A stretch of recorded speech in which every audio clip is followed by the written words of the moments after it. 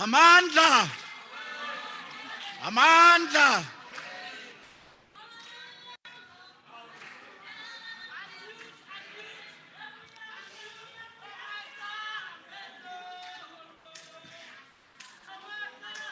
Amandla!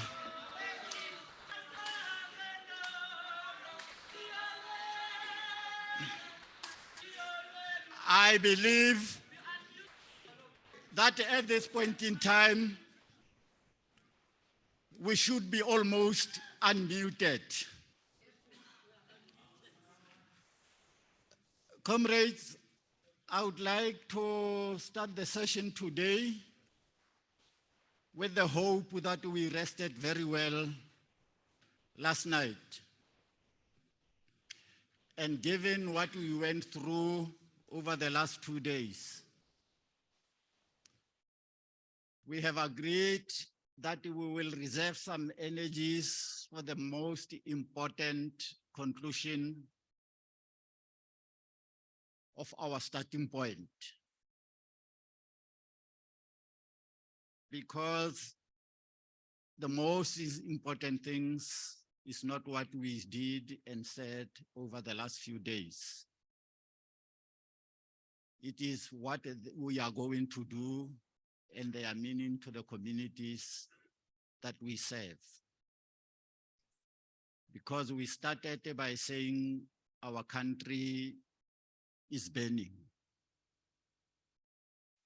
And we started by asking the question, are we up to the task?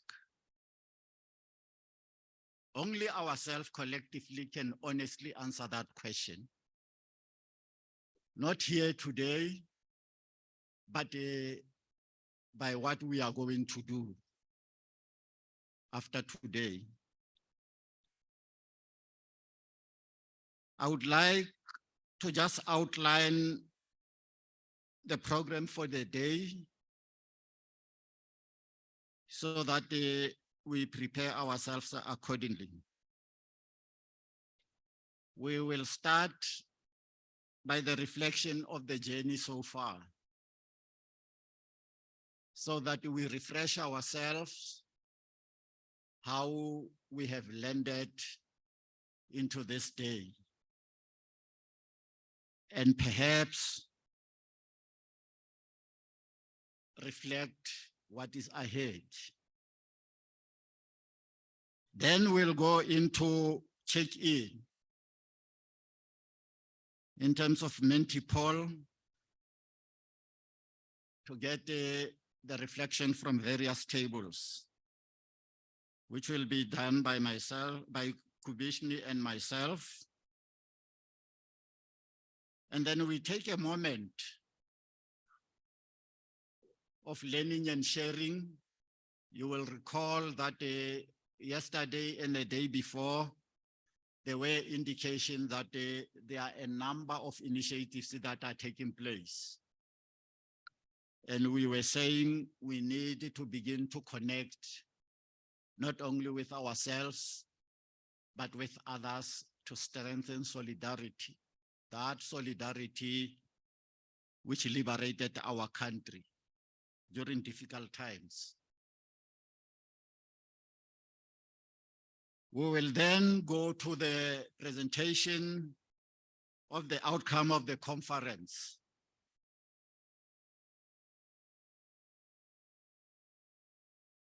And then we have discussions and common agreement of the priorities. We will then have some sort of a closing reflections from the tables based on the framework of the conference agreement. And finally, have closing comments from Kagiso Trust by Sizakele Mpatwe. We will have lunch and departure. At that level also, we are very cognizant that people shouldn't drive at night. I know we have tried to accommodate such circumstances, but our program takes into account that we get back home wholly intact, so that we can deliver the message back to our communities. As I said, it is just the beginning. That is a layout of the program today. In the beginning, we need to reflect the journey of why we are here today, so that when we go into the conference agreements, we are able to reflect and make sure that we are on course. In reflection, I want to start by acknowledging the reason why Kagiso Trust felt that never before there is a need for civil society to regroup, reconnect, and respond to the call to do what needs to be done in times like these.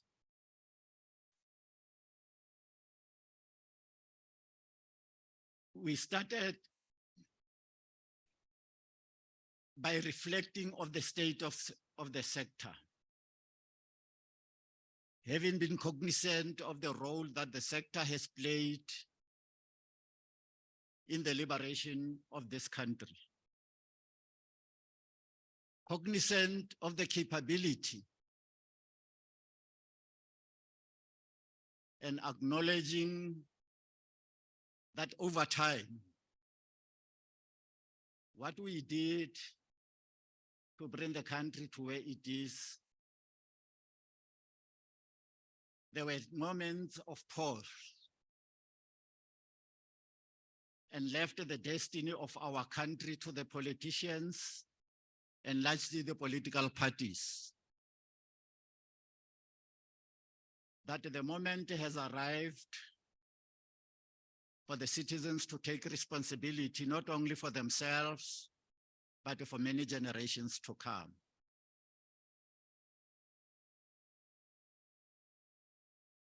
There were some critical studies which we undertook. Most of them are in your packs. They are not conclusive, but they give us a landscape of appreciating where we are, what needs to be done, which we have reflected over the last 3 days. They were complemented by 3 more studies which are also in your pack, which informed some of the key commissions in the first day. Having done that, we engaged with a number of organizations, which led to the establishment of the steering committee of about 40 organizations,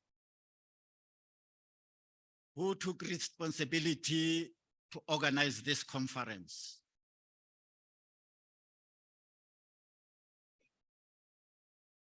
I have observed over the last 3 days that strategic initiative was not only appropriate, but timely.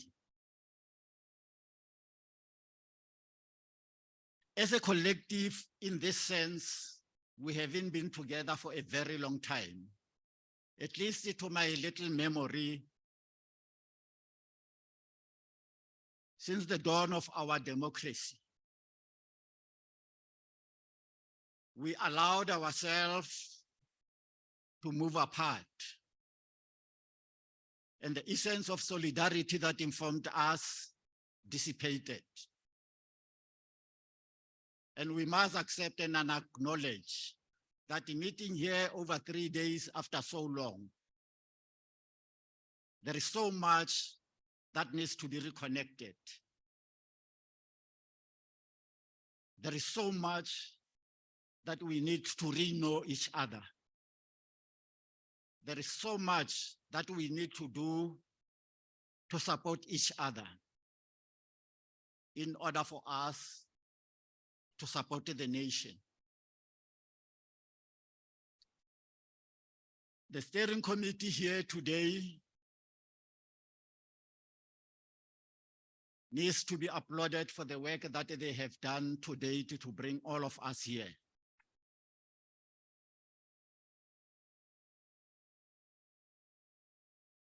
They have done their part. Now they are handing to the collective as we are gathered here today. That can we then move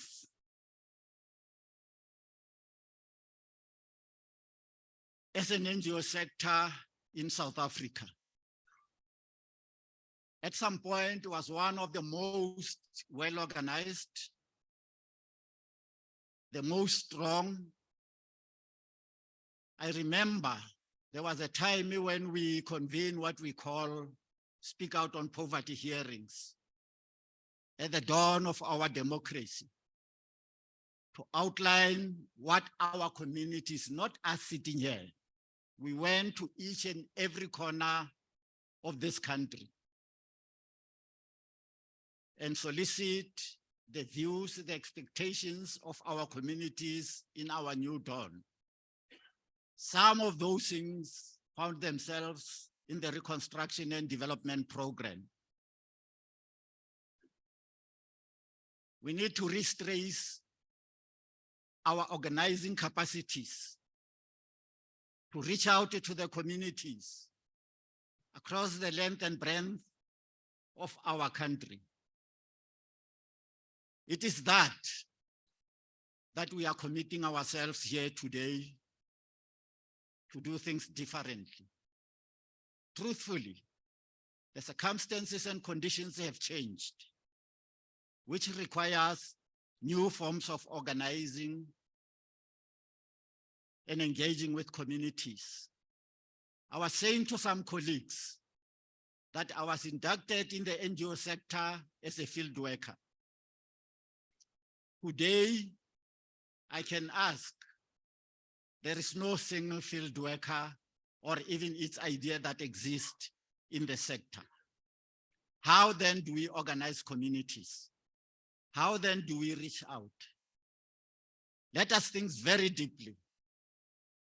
Are we up to the task? We convene this meeting to explore these realities. We are not as strong as we were in 1990. We are not only the sector that has weaknesses. The labor movement is facing similar crises. Our faith-based communities, which we are constituting a solidarity network of the progressive nature, is equally experiencing challenges. If we look across the region, across the SADC, there was a time when the NGO sector was the most organized in South Africa. It is the weakest at this point in time. Can we use this opportunity? Because I can see the spirit and the commitment still exist. That's why the steering committee reconvened us to say, let us reconnect. Let us take the responsibility, not only ourselves, but for the next generation of the sector.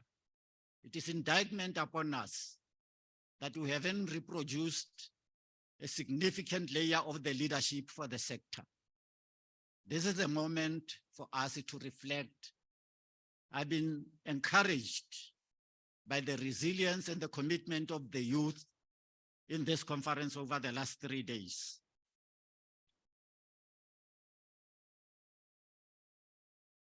I heard one single, and I'm not going to quote you because I can see you are looking at me. The request was, how do I access the knowledge that you have, Comrade AB, in order for us to build our organizations? I think we carry that collective responsibility. We really need to invest in our youth because most of us, including myself, we are still trapped in my past, which may not be responsive to the challenges of today. That is why we must invest in our youth. We really have to hand over the baton.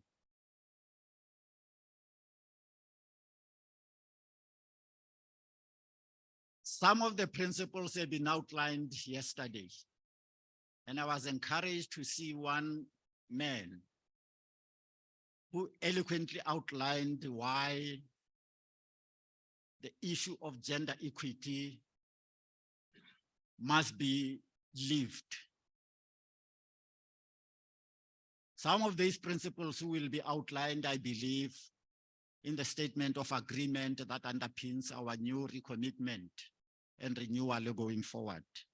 I want to conclude that having listened yesterday, and I must confess, I was not part of the drafting committee, deliberately to take a step back because we spent so much, or I spent so much in rethinking about the sector so that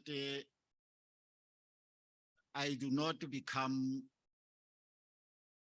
embedded in what might be important renewal. We made some comments and recommendations yesterday, which I want to conclude with, which were how we move forward, which is how we conceptualize this process earlier,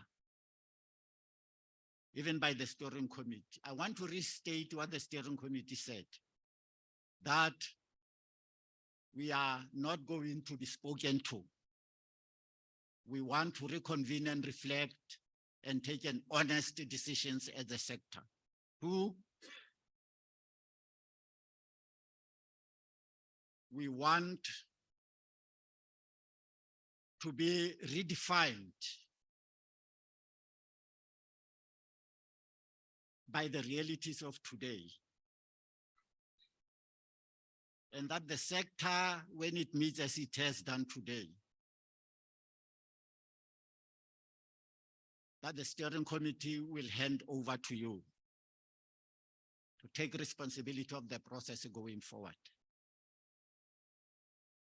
Yesterday, there were suggestions that there shall be provincial reps and that an interim steering committee shall be constituted of 15 people, each representing the province 9 and the 6 from the sectors to ensure coordinating going forward. My appeal is that while we have came up with the key issues that needs to be done, let us re-emphasize the tradition of the sector, of democratic participation, consultation, and inclusion. Let us go back to our provinces and our constituencies. Let us engage. Let us get a mandate. I am saying this because when Sangoko died, it remained existent without a mandate for a very long time, consequently impacting on the character and the legitimacy of the sector. Let us not repeat the same mistakes. Let us go back to our provinces, our communities. Let us re-engage fully, because the challenges are before us. At the local level, we need to straighten up the local government. We need to strengthen our community participation at that level.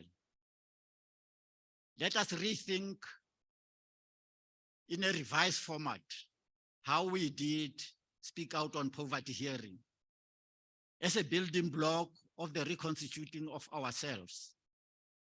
Some of the things we could not conclusively conclude here, but let us use this moment beyond today to conclude and strengthen some of these outstanding gaps. How we are going to organize ourselves and how we are going to implement the program. We must have a very minimum plan of action that will continuously connect us so that we don't lose the momentum today as we have generated. What the steering committee will offer is that in the next 2 to 3 weeks, when everything has been consolidated and captured, they will reconvene to take on board what has been decided, the plan of action, and put it into the concrete practical implementation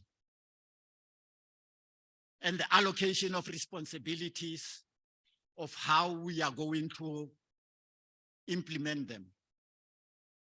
I suspect that the drafting committee has taken also on board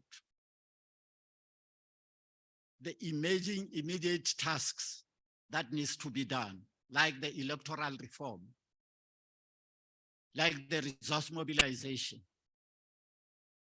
that the steering committee will apply its mind on these key emerging factors. As Kagiso Trust, we did our historic contribution by enabling us to be here today. We are part as an NGO of yourselves, and we will participate as part of the steering committee as an NGO like ourselves. But collectively, we are going to take responsibility to make the shift in our conditions as the Republic of South Africa. I wish in these few words, we have appreciated our collective responsibility and will go back to our communities to refresh and clarify and explain to them what is ahead of us. We thank you, we appreciate, but let's thank each other in a year's time when we have shifted the landscape and we are a community of organized NGO sector in South Africa. Once again, I thank you very much.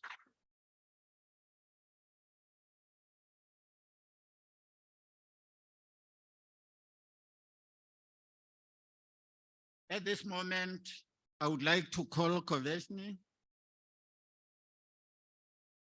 to take us through a very brief reflection. I'm not sure how it entails. She'll explain it before I spoil it.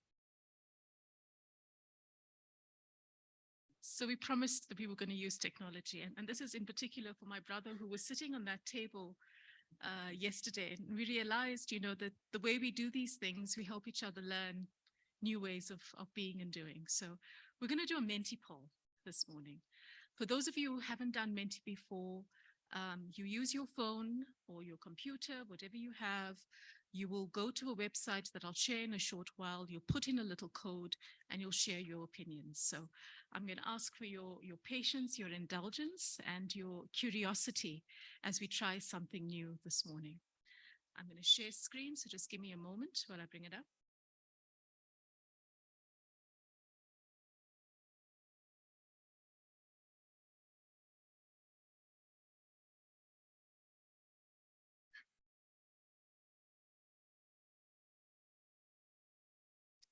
So in the first instance, and for our online people, let me just pop this into the chat.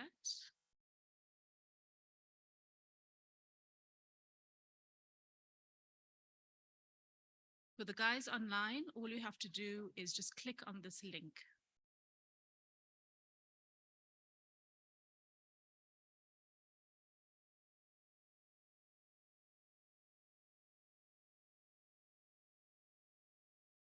Give me a second, I'll start that up again.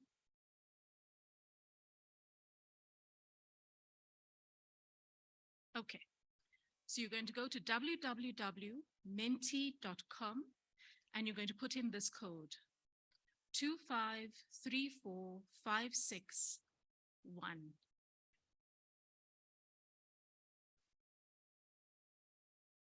Two, 5, 3, 4, 5, 6, 1. Thank you for the hearts. I can see people are already coming in. I'll get it going once I see most of you are on. 2, 5, 3, 4, 5, 6, 1. When you go to www.menti.com, it'll just ask you for a code.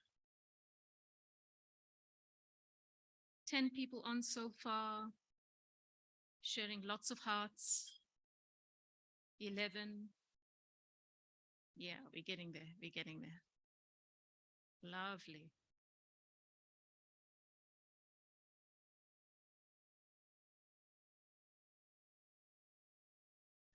We'll let it go until most of us are on, and then we'll get started. I heard a voice. You should just have the code, where you put the code in. And for now, I haven't. Yeah, so just the red heart. If you click the red heart, I'll know you love the app, Frank. And then we'll get going. I haven't started it yet. So we've got 43 people on board. The first question is a playful one. The first question is, what is your favorite type of sweet?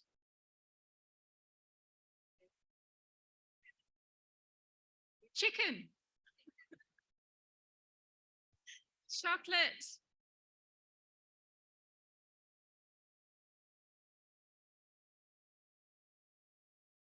Sorry, one poor soul likes licorice. The only person in a room of 150. Sour worms. I like sour worms also.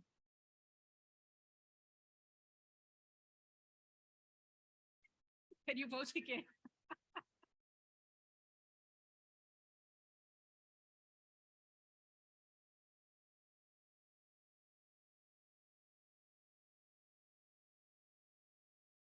Chocolate seems to be winning.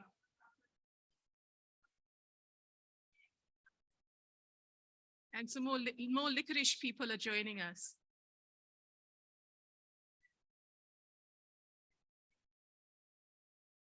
We have some chocolate advocates in the room. Go chocolate.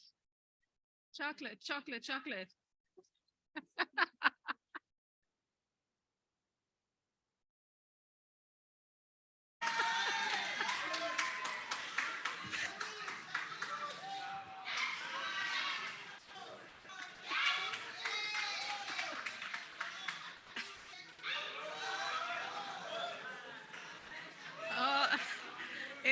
It's leveling out at 25. We've got equal chocolate, equal fruit.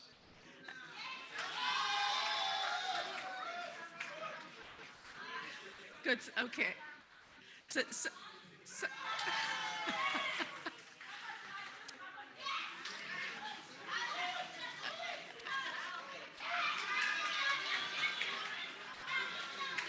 okay, let's move on to something a little bit more slightly more on point, but I think chocolate has pipped it out. Chocolate has definitely pipped it out. Well done, chocolate.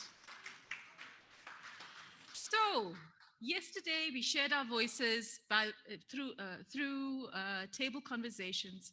I'm curious, what do you take away from yesterday's session? I mean, yesterday we spent talking to each other, we spent exploring, we spent yesterday reflecting on the work that we did and why perhaps we were so challenged in particular areas. We listened to each other yesterday. What are your takeaways from yesterday's session? Let's hear you.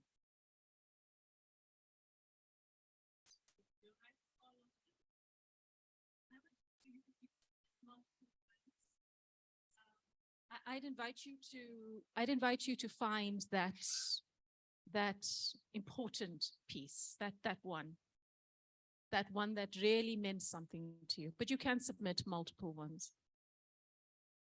Needing to define what movement building is. Yeah. And perhaps redefining it. Yes. We, in our multiple generational positions, we have history. So it's about knowing and it's about re-knowing what it is. Not yet Uhuru, still have a long way, I'm thinking, is that one? The scope of what is needed to bring the sector together and make it stronger. Very common themes from all provinces, evidence that we have a national crisis, yeah. Civil society voices need to be strengthened, that we really need to spend time figuring out what we understand movement building to be, connected with that first point, yeah? Testing our assumptions, making sure that what I think and what I know to be true is what you think and you know to be true. How the amount of people for CSOs believe that their voices can't be heard as community representatives. That's a curious one, yeah, okay. All sessions were important, thank you. We do have common challenges as civil society. And there was commitment to build and to be visible.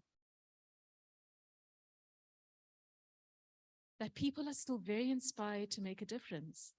The civil society sector is stagnant, and I didn't know how deep the movement, the crisis of movements were. I learned a lot yesterday, and that many want to create solutions for a better society. I was actually really moved by the amount of people when we reflected yesterday who said, I feel activated. I feel as an activist, I feel an activist again, I think is what one voice was that we had on the chart.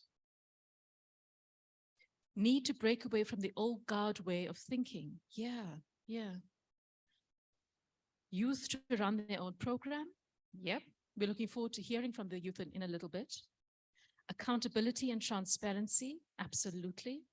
We really, one of the things that I think we affirmed yesterday, Boichoko, is the principles that bind us. And there's no disagreement on those principles. The urgency to regroup as civil society and amplify your voice. How CSOs amplify its voice to bring about change at a national level. CSOs as the new hope of South Africa. I love that. I absolutely love that.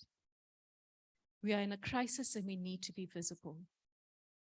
The intergeneration of young people and elderly people will move us forward.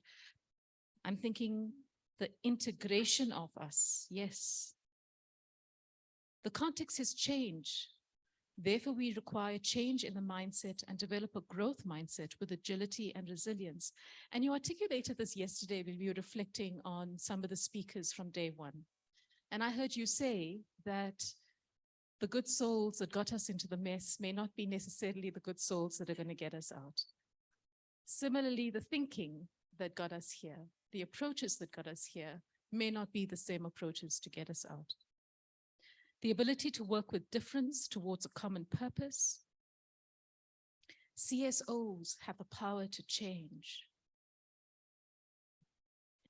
We need more time to reflect. Civil society groups must commit to be glued to society. Working together will make loud the voice of civil society.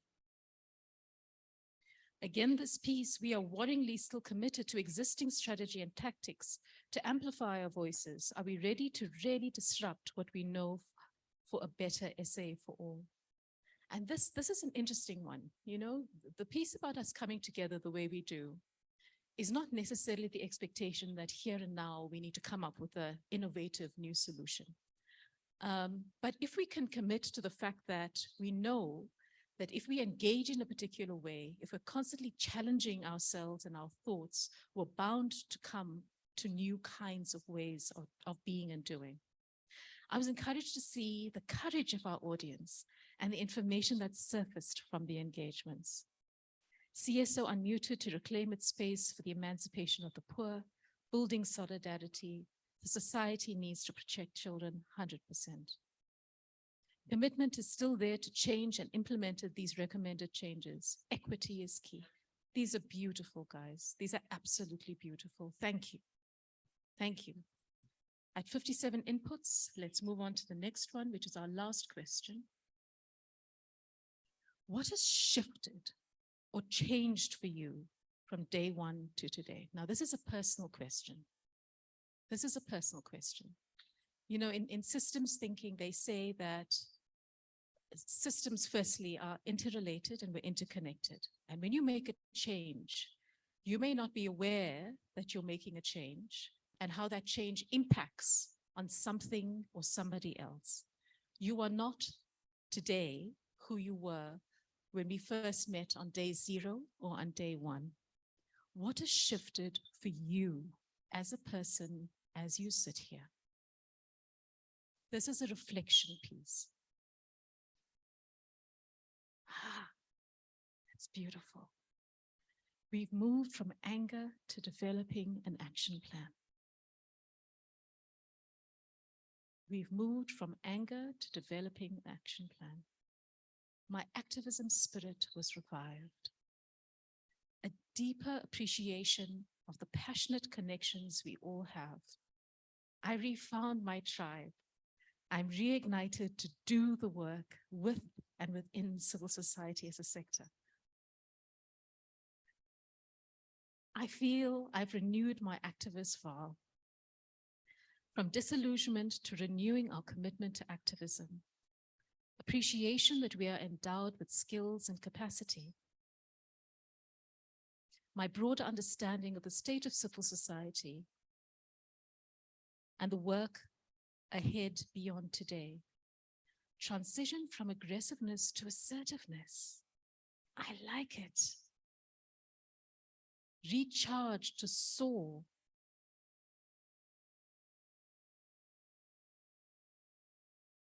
My level of commitment to be part of change, have to rethink, redefined, and never be muted again.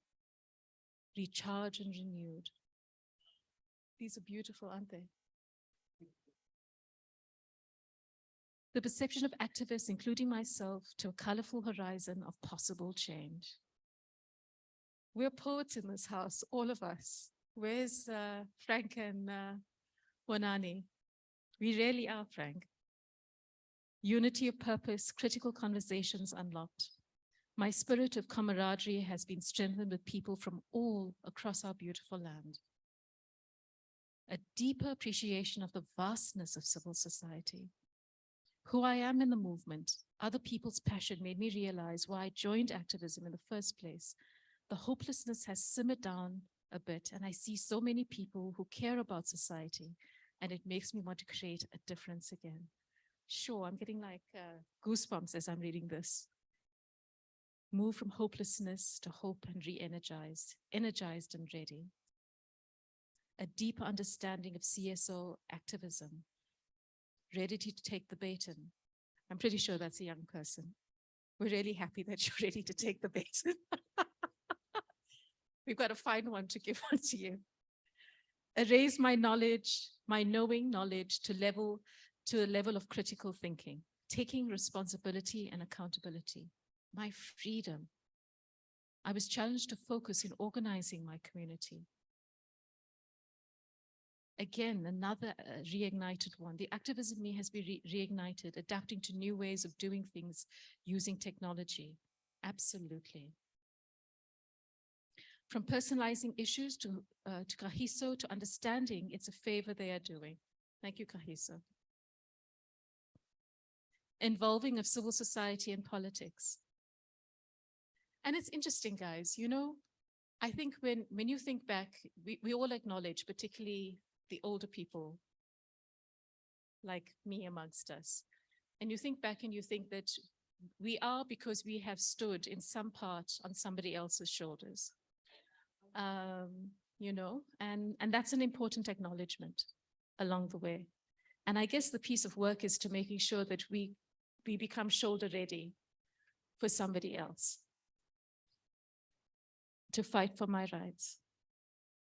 Learning from different civil society activities. This is beautiful. This is absolutely beautiful. Thank you. Thank you for these reflections. You can continue to put these reflections in. We'll compile them in the report and share them as what has emerged as these really, really important, deep learnings and insights that have come from you. I like this tribe thing, I have to admit. Thank you. Give yourselves a round of applause.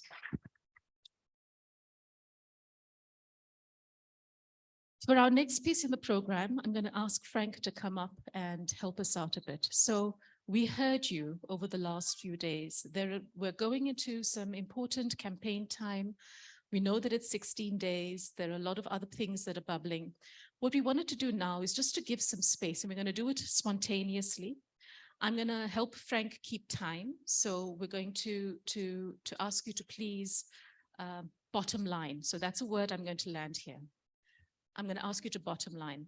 As human beings, even when we listen to long and deep and insightful things, we have a capacity to retain something, not everything, which means that if we're able to be succinct, make a powerful statement and leave it and walk away, the chances that someone's going to retain that and keep it are strong. That's why we bottom line, right? Also, within this context, we'll be able to have as many voices as possible. So let me just frame what it is we're going to do right now. We heard the youth had a little bit of a caucus. The women had a bit of a caucus. There are people here who've got projects. There are people here who have written books. There are people who need help with particular campaigns. We're going to come here. We're going to ask you to frame that piece, to land what it is that you're doing, and to ask if you need help, what that help is, right? There's no guarantees that it's going to come, but we want to create the space for you to be heard, for these campaigns to be heard, so that if there is anybody here who knows that they're in a particular area, who are dealing with the same thing, that they can join with you. So this is what this space is for. Frank, over to you. Thanks, Krishni. So there's a huge number of comments still coming through, feedback from the shifts from everybody. So thank you all for that. So what we'd like to do is two things. The one is to get from yourselves any forthcoming campaigns you want to announce and share.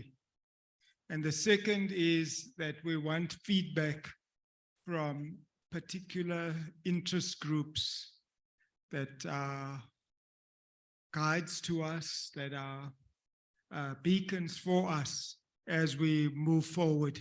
So we want to get that feedback. Those groups met, they created the space for themselves. I know it was a struggle sometimes to get together early in the morning or late. They did get together. And we want to begin by getting feedback from the group, the women's group, the group that met to discuss those issues related to that, to addressing patriarchy, women's rights, feminism. Who will be doing that? Just to get up and share what your group came up with and wants to share with the rest of the delegates.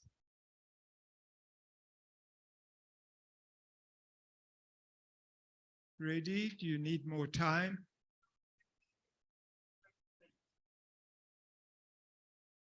Great, you can either take the microphone there or come up and you can use the podium as well.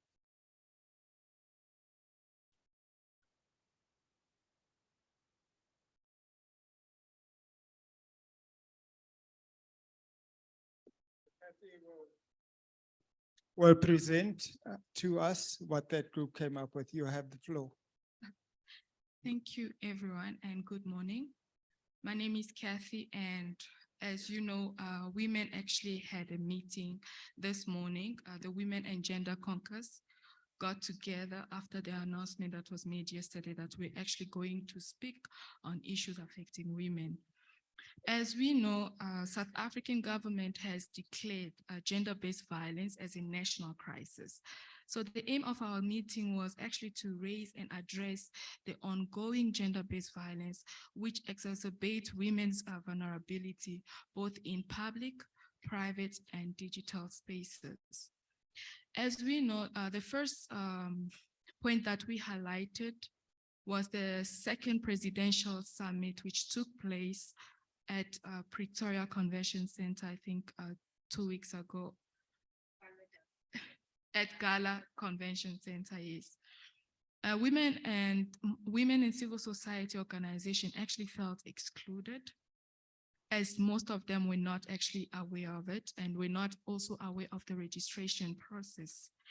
And we as women, and we say that we need to actually review the recommendations that were given at the summit, because most of women were actually not there.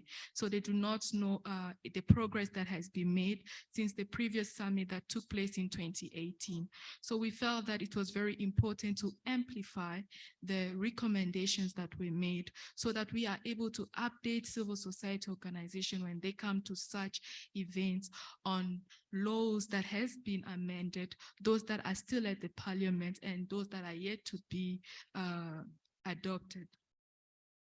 And we also raised the point that the protection of women at traditional and healing sectors are not really we pointed that there is no protection, of women at traditional and healing sectors. It was noted that women face degrading human rights violations, and police officers are actually not able to prosecute traditional healers because there is no law that prosecute them.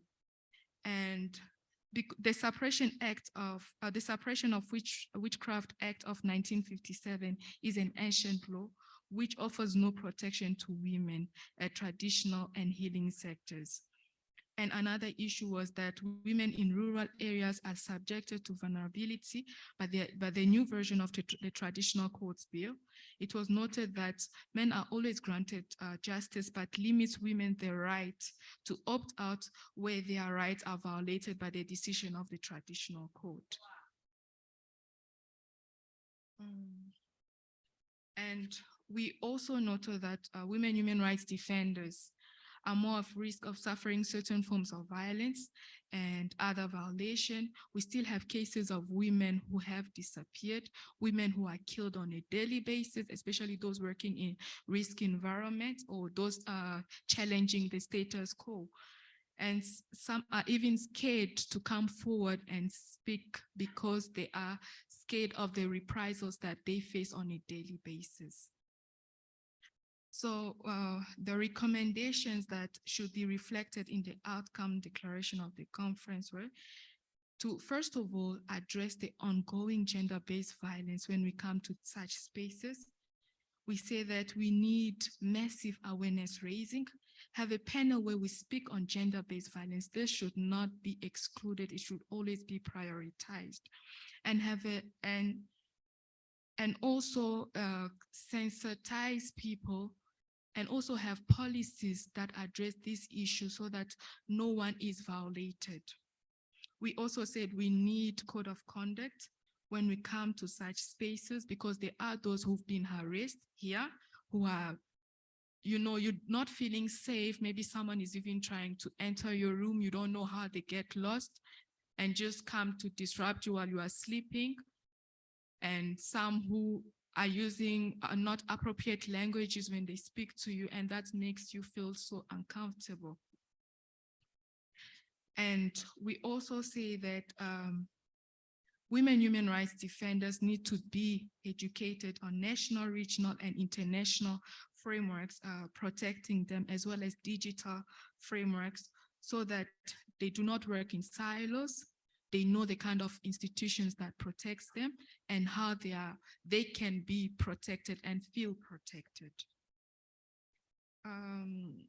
Yeah, these are some of the points some of the recommendations that we actually highlighted, and this will be an ongoing platform that we want to create, and so that next time when we meet, women do not feel intimidated, harassed, or whatsoever, and that gender-based violence issues is really taken as a priority.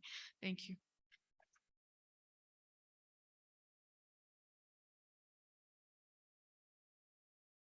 So thank you for that, Sakina. Thanks, Kathy.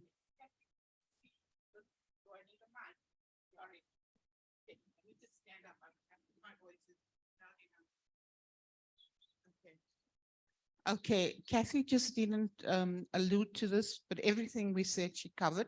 But going forward, we're going to have a WhatsApp group, and we would like to actually, Kabeshni, if you can help us to really be able to do what we could do so that we then are moving forward with technology and and so that we also then can get young people to be part and parcel of this process. Thank you, Frank.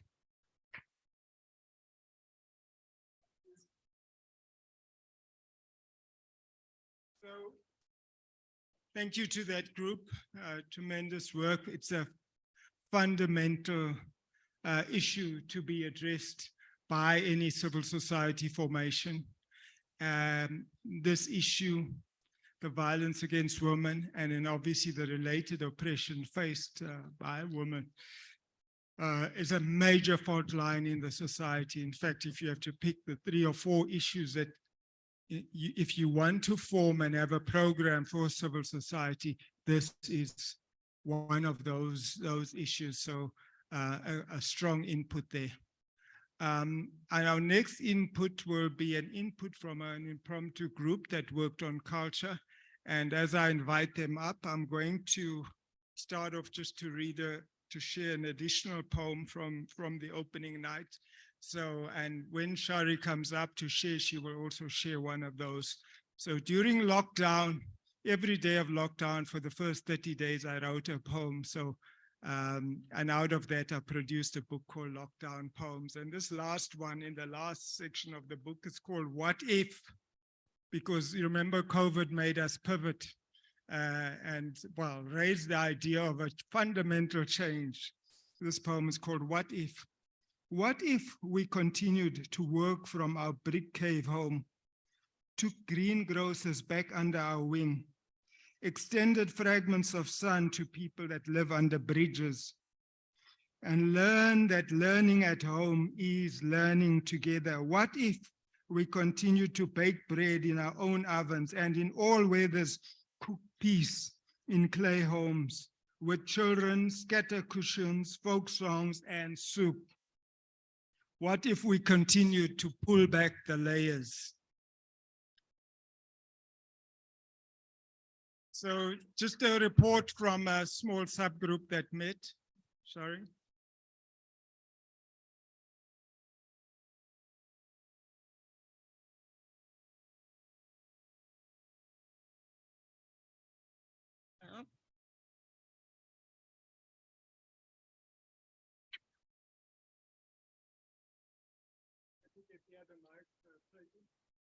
I'm too small. So Shari, from that group.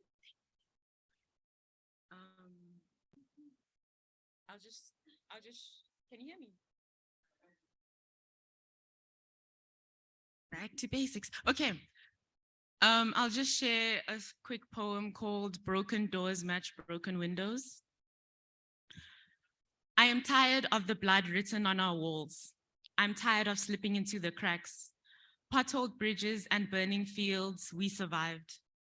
In my culture, rain takes away evil spirits. My people scraping to survive, my people scraping by to feel alive. Spirits of murdered women are deafening. Tombstoned hearts buried in our shallowed graves. Alcohol, a river we sail on. My people are damaged, intestines decayed, organs filled with gangrene. You are born damaged, you die damaged. Pain seared into our smiles, we know how to hit before we speak. Catching up while always running behind. Covered in calm stench of the muscular gouges out our eyes, trauma, a family heirloom. Ancestors contorting in their graves, gurgling on our own spit, English rolling off the tongue like poison, centuries of culture lost. I rapture. I am split between the smoke and the sun. My black isn't black enough. I worry my ancestors are ashamed of me. They wonder, how could she lose so much in one lifetime?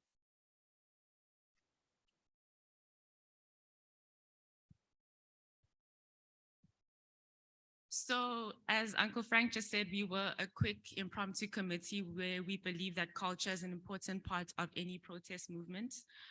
We believe that arts and culture are an integral part of human life. We don't only want to encourage people to write poetry, but we would love this sector to include different forms of art and art creation, especially in South Africa. We believe that a lot of resistance to oppression starts with cultural and creative movements as well. So we would like a license for people to express themselves and to creatively and safely express their ideas and their ideologies. We would like this program to be as inclusive as possible as well, to any people from all communities in South Africa. We want to ask people what is culture for them and what isn't culture for them. An important part for them that was brought up was a lot of people normalize abusive behaviors and call it culture. So in South Africa, abuse is seen as culture. Alcoholism is seen as culture. Drug addiction is seen as culture. So what we would like this sector to do is we would like to call it healing from culture. What does it look like to heal in a society that constantly re-traumatizes you? And so we would like this creative and cultural output to allow people to heal, to allow people to talk about the traumas that this socioeconomic system has enforced on them as people. We would like to do some kind of mentorship program that allows that where we will help people and guide people to write or to creatively express themselves. Yeah, go for it. Is there anything else? So thank you. We can just check with the, I suppose we should have done that with the earlier group, whether there's any additions from anyone who was in that subgroup. Anyone? So essentially, I think the idea would be that if we have departments in a civil society organization, there should be a department that's dealing with culture and that would assist you either in provinces, in your network organizations or your organization to use culture more and in the ways that Shari has said. And so really to build that section up. And then part of that is all the things Shari has said, which is that in your own work, culture can help you actually undermine and oppose negative cultures, the abuse of popular culture by wrong values and so on. So, so let's just take that on board and let's move on for now to the youth feedback. Feedback from the youth as a group met, and again, important beacon to us going forward.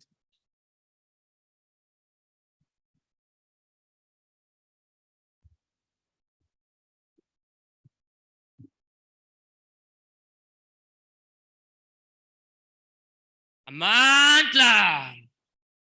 Amandla! You know, comrades, friends, colleagues, I chant this because it means the power belongs to the people, does it not? And part of this conference was about why power has shifted away from us as the people. And really, I think that by chanting it, we must reestablish why we want people's power again. And to remove that kind of elitism that has stepped into society. We were a group of about 30 odd young people who met yesterday, also impromptu. And I think I would call them a group of leaders, not just young leaders, because I think they are already leading in their communities and organizations as is. And by framing it that way, I think it calls to question what was prompted, I think yesterday or even by Tessa, where we were questioned around whether or not as older folk in the room, would you allow yourself to be led by a young person? And many have said, no, there's questioning of this and this because of capacity. And yet I can show you in the room people who have capacity. And I know some of the elderly think that, young people are just rebel rousers and want to cause mischief and so on. That's not true. I think today and this session has showed us the capacity, but also equal to the task that many of you were when you were younger. So I'm hoping that we could walk this journey together. I think there's been for many years, exclusion of young people across the board and a retreat from youth from democratic process, whether it's voting, whether it's participating in some form of change making. And it's a huge challenge that really threatens our democracy. So part of this deliberation that we had was on the resolutions and ensuring that young people are forefront in the space. They are in the majority of the country, and yet not equally represented here. So if we move forward, let's move forward with young people front and center in that space. The idea of the steering committee and the provincial makeup, and I think somebody did mention it yesterday, is to include the kind of grassroots organizations who have a presence on the ground, so that in the content setting and the programming of the future gatherings we might have, it is really the people who are pushing that narrative and that agenda. So we were in deliberations, and I agree with the first, I think the first subgroup around gender that said we're going to create a WhatsApp group. The same is going to be happening. So if you are here and you want to be part of that, please let us know. We've created a list, but we also request the organizers to help us in consolidating that and helping us ensure that there's a broader representation. Partly also because what we found is there was no young person from Mpumalanga, which was a challenge. We can't have an entire province not represented, and it can't be that there are no young people there. I think the idea is to look at a mass-based campaign. One of the things that was thrown out is this kind of mass mobilization, not just of youth, but of society in general. Somebody threw out the idea and used the example of the Million Man March in the US. And I think this, ideally in our context, young people are facing joblessness, are not participating in the economy or are deliberately excluded from the economy. And as a result, this kind of campaign must focus on the economy and how we can mobilize masses towards some form of change. So I think we will obviously deliberate on this some more, but the idea is there and flaunting around that come next year, can we mobilize this kind of mass march? And there are different responses to that, but I can say the idea of a march is not just for the sake of, walking or marching and singing. We want to really galvanize and ignite some flame in society that shows that there is support for this. There's mass support, so that those who are not in our spaces can see it, can feel it, it can travel in the mainstream spaces where there are people in all corners of South Africa who will find resonance with this idea and then come on board as well. I think lastly, we want to convene a session, the next session, hopefully in the next 2 months or so that the mandate has been for young people, youth organizations, to go and engage more organizations, so that by the time January and February comes, we've already done the work on the ground to ensure there are more representative groups on board. And this is at all levels, local, provincial, and national. And then I think the last point that was made and driven was the idea of mapping, making sure we map our landscapes out. So if the provincial roadshows go on, we've already done the homework of in our communities where we are, which was quite representative here, but not enough. We do the mapping exercises beforehand. So in the next 3 months or so, we've given ourselves a task to map out and come back with feedback on who are the role players in the room. Yeah, comrades, friends, I think it's imperative that we don't walk this journey alone, and that we give the energy and support to the young people to reignite change. And I heard it strongly throughout the conference that the old are here to give us the knowledge and experience that they have, but it's the young who must lead it with the support of the elderly. So with that, I'll leave it there. Thank you.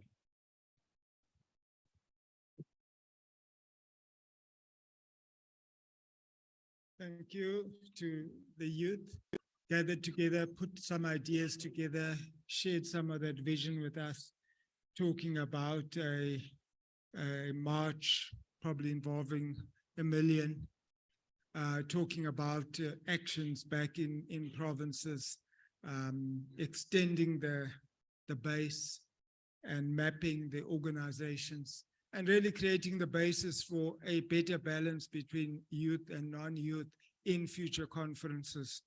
And then also paving the way to actually be the ones who would be up here, up front, leading these kinds of conferences in the very near term.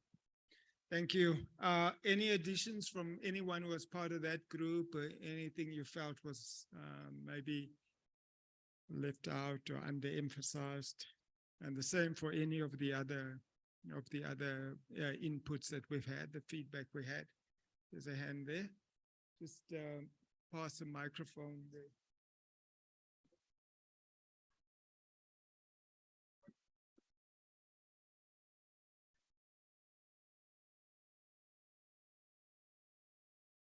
So there's a comment there. People, so the way I know, we are having Lindiwe Martins from Pumalanga, who is a youth. She's here. So that's why I'm so surprised.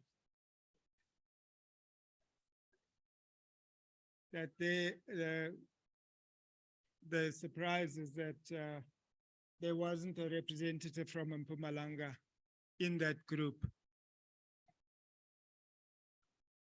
Lindiwe, please show your hand. Oh, she's in the bathroom. There's the daughter, but we are having one. Thank you. So please make that connection and catch her up to what has happened. So let's just take that forward very smoothly and elegantly. So I think, of course, we do have one person from that province. And again, with that province and with the other provinces that need to extend to more of the youth who are active in that province and who are concerned about society. So let's now begin to move forward, just to flag any upcoming campaigns that you want other delegates to know about. Anyone with information about a campaign that they are aware of, that they want to alert us to, give us information on, or make a call about how we can participate. So we're doing the kind of roll call on campaigns. So I've identified someone at that table. Good morning, colleagues. My name is Kinsi Badirang. I'm from Northwest. I just wanted to share with everyone the campaign that I'm doing called Restore My Dignity. I'm a gender-based violence and multiple rape survivor. So that is what inspired me to start that campaign. So it's called Restore My Dignity. So I've realized that in South Africa and in most countries, we are in a space where we want to keep a girl child in school, and by that meaning a lot of companies, NGOs, NPOs are distributing sanitary towels at our schools, at our victim empowerment centers. But the campaign that I'm doing is me with my team distributing panties and bras. Because, for example, if you have a big company going to a farm school and leaving boxes and boxes of sanitary towels, and at the end of the day, we all assume that our girls and elderly people and other women who are victims of rape have panties and bras. So in a way, restoring my dignity, because when you leave those boxes of pads at a school, we are not actually thinking about poverty that we find ourselves living in.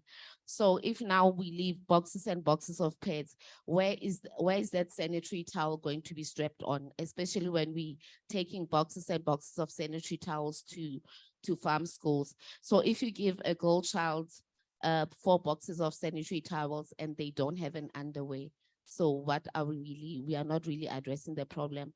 And the beneficiary of that program also is elderly women who are not being taken care of.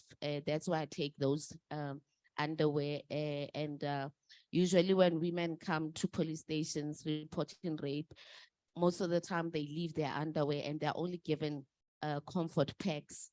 So if we restore if we restore dignity of somebody who has been stripped of their dignity or sexually violated, I think we are just not addressing the foundation of issues here when we give people sanitary towels.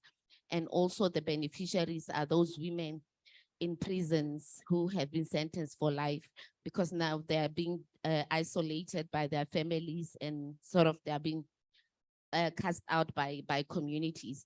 As much as they are serving their sentences, but who makes sure that they have decent underwear, and also our elderly women who are being raped, and in most cases, no one cares if they have like an underwear or so. So if there are colleagues here who can support Belegi movement simply by buying 1 or 2 underwears and contacting me, you know, to say we're donating. So when I go to schools, I mean, girls are mostly embarrassed to say thank you for the pads, but I don't have an underwear. So we are really not addressing. So Restore My Dignity is actually us talking about that unspoken underlying problem that we have of our Thank children you. not having underwear. So, yeah, thank you for that. So what we would like is, like you've done, you share what your thing is, your particular activity, your particular initiative. What do you need from the delegates? And yeah, I think we keep it as short, as sharp as possible. So if you want to respond, you can. So there are 2 hands. There's one here, there's one at the back, there's one there, one there. So what is your campaign and what do you need, Bonani? I also want you to come in and share the initiative that you're starting on the culture side. So let's start there. Or there's someone already there. The microphone is there. Sorry. Good morning, colleagues. I'm Shekina Siabi from Moretele district in the Northwest. And I'm from an organization called Face of Tshwane Ambassador. That side I'm running the regional office. And our mother body here in Gauteng on the 2nd of December in the Tshwane municipality at Hammanskraal, they are having big AIDS awareness campaign march, whereby they are going to visit hotspots where service users, what do we mean by service users? Drug abusers. So they're going to march with them because drug and HIV go hand in hand because of the high rate of drug abuse in Hammanskraal area. So colleagues who are in Gauteng, especially those who are in Tshwane, the area is Hammanskraal. It will be on Friday. That march is going to be a response to drug abuse because our initial plan is to have a rehab center that is owned by the civil society. And again, in Gauteng, we are disappointed by the civil society that is based here. The newly elected premier came on podium and said, civil society has failed in fighting drug and substance abuse, which is very wrong. Civil society mandate by the National Drug Master Plan is not for us to fight what you call supply. We deal with harm and demand reduction. We can't be fighting supply. We don't have capacity. Law enforcement is the one that must fight supply. They are friends with drug dealers, syndicates, and they are the ones who take them to drug dealers and syndicates. When we blow the whistle that my next door neighbor is selling drugs, they are the same people who will come at night and take cold drink. But before we forget, 2nd December in Hammanskraal, join our colleagues that side. We will really appreciate. Thank you. So thank you. So this is our notice board section. So let's see all the hands again, and I'm going to count you. So it's 1, 2, 3, 4, 5. So let's continue there. We'll take these 5. So it's 1 there, 2 here, and then 3 at the back. Short, sharp. notice board, what is it you inviting people to participate in and support with? Some background to it, but very short, and then give us the details. Oh, good morning again. My name is Nomonde. I'm from the Eastern Cape. I'll be talking on behalf of the Eastern Cape Women's Association. Just a little background of how we established it. It started during the lockdown, specifically level 5, because as you know that most women, we are surviving through agriculture. So we had these agricultural projects that we were doing in the area. But during level 5, because people were prohibited to go out, so we couldn't go to harvest, you know, some of our produce, because level 5 was very strict, and there was a problem because most of the harvest of the produce ended up being rotten, you know, in the centers where we work. So we started a group that a space for us to communicate during, because we couldn't have any physical meetings. But then after lockdown, we looked at how we can utilize the space beyond lockdown. You know, even now that we have like physical meetings. But now the campaign we're planning to do during the 16 days of activism, we don't have like specific dates. One of the gaps that we have identified was that there's an ongoing education and awareness on the National Strategic Plan on gender-based violence. But unfortunately, because some of the areas are very remote and they are not accessible, so we really want to go to, like, especially in the former Transkei and some of the areas around, what can I say, East London, King Williamstown, those remote rural villages. So would really love to have support on that, because we want each and every woman in the province to understand what is the National Strategic Plan on gender-based violence. Thank you. Thank you. Thank you. So let's move on to number 2, yeah. I've counted the numbers, no? So number 1, number 2, there was a number 3, then number 4, and then number 5. At the end of this, we might also have to put up a piece of paper on the walls and actually record any additional things that you want on the notice board. So let's have Thank you very much. Pastor Lebo. Thank you very much, Baba. We'll be having our upcoming initiative in Northern Cape. We are coming from the rural marginalized district. That is JTG, John Taolo Gaetsewe district region, where is the mining sector. So the upcoming initiative, it is called The Plight of an African Child. She's the founder of the organization Oman. We really need support. We'll be dealing mostly with social behavioral change on child youth, since I'm the child youth development specialist. And then it's going to be launched for 2 days. I've spoken to the COO for Kahisho Trust, so that now she can help us. He can help us also how to position everything and the costing, because that is what he mentioned to us, so that we can even get buy-in from funders to support us on that. That project is going to create a lot of jobs for young activist youths, graduates, and those who don't have qualifications. As the mother, I'll continue to mentor them again. In the rural marginalized regions where we are coming in, we have children from SS grade 2, grade 9 who commit suicides. We have a high rate of that. We have children from 13 years and 14 years who are both parents. So the sexual behavior, there's so many, the perception, it's a very critical issue, that side. So we need all the support, and then that will sustain our youth, because we are tired of just coming up with outreaches and then it comes and go. We need to run at least the first 1 year, and then quarterly reports on how is the progress, what is happening, what still needs to be done.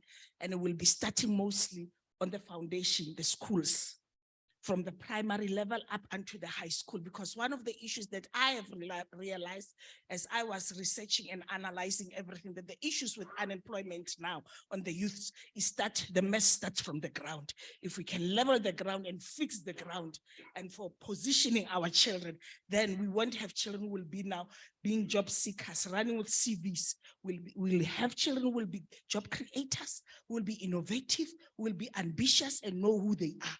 So mine's all about identity. So if the identity is not yet unfolded, there'll always be a conflict with that. Thank you very much. Thank you. So more critical work. That was number 3 at the back there.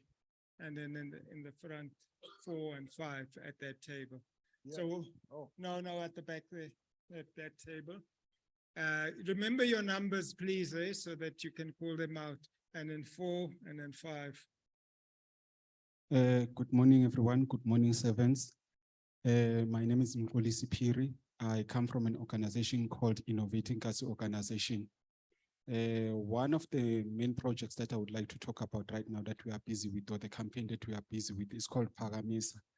The reason why we did Paramisa is because we've realized that there's so many people who are doing a lot when it comes to the local economy.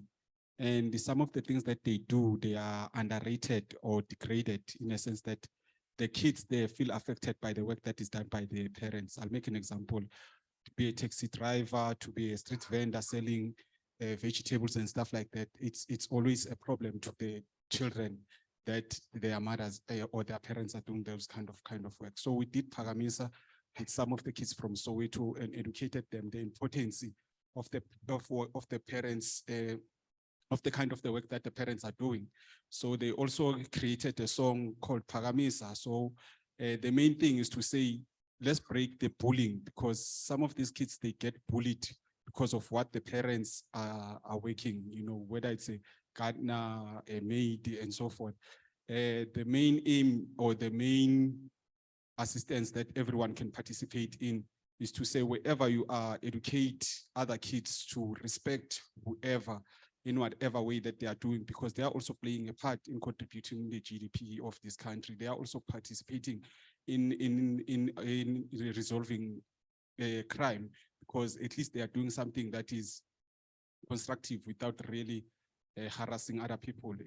So we are asking people to support the Paramisa campaign. Wherever you are, buy roses, give to the people that are sweeping the streets. You could buy a drink, you could give them money and tell them that you appreciate them for the work that they do, so that to keep the spirit going, and we encourage the spirit of being patriotic.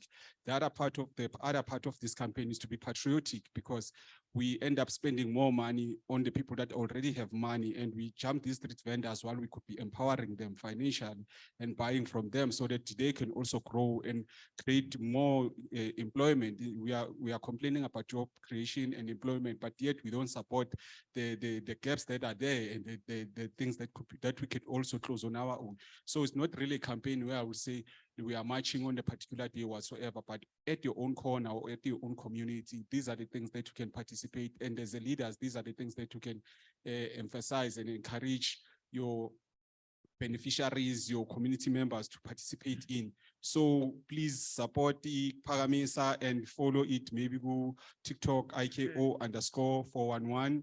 Instagram is the same thing, IKO_411. Facebook is Innovating Kasi Organization. Let us share the work that is done by children. Thank you. Thank you. Thanks. The Paramisa campaign noted. We got number 4 and we got number 5. I know people are now describing their program work, and I know if all of us describes our program work in detail, we'll be here till 5 o'clock. But we I'll want be to very hear quick. those campaigns and the notice board where you have bigger things, which are, for example, province-wide, and you are inviting other people in. So number 4, that's Irfan. I'll be very quick. The one is the electoral reform campaign. I think there's been a number of civil society organizations that have come on board for that and engage on that, and it affects us all. So I do encourage all organizations here to participate. I think there is some big activation that is being planned for in the next 2 to 3 weeks. We can share that information with colleagues here. The other one is a mass campaign in next year that the youth program that I'm leading is going to be engaged in. And that's to get young people trained and on as election observers, but also understanding their the right to vote, who to vote for, why do you choose the people you vote for, but also getting out to vote, because ultimately it's their future that they have to decide on. So that's a mass campaign we want others to engage in across the sector. Thank you. Right. Right, so that your organization, just say your name of your organization again, please, Irfan. It's the Ahmed Kathrada Foundation. Right, so number 5 there. Thank you. Morning, everyone. My name is Ian Mangenga, and I'm from Digital Girl Africa. And one of the campaigns that we're working on right now, besides training different communities and movements, various digital skills, is our sustainable technology program. And it's all focused on e-waste. So starting from the first week of December in Joburg, we will be training both men and women that would like to learn how to repair smartphones or small appliances, and also learn how to set up a small business for themselves so that they can generate an income for themselves. We will be doing that, but we also have plans on taking this to other parts of the country. So if you have a community of people that would like to learn the skill and you can supply us with venue, then we're more than happy to partner up with you. We'll organize the processes. Everyone gets a certificate. We come with the refreshments, and you don't have to pay anything. So, and they also get a free toolbox at the end. Thanks. Thank you. So I want to ask Bonani to come and to just make the call that the initiative affects you and there's a contribution he needs from people in your organization. You can come to this microphone.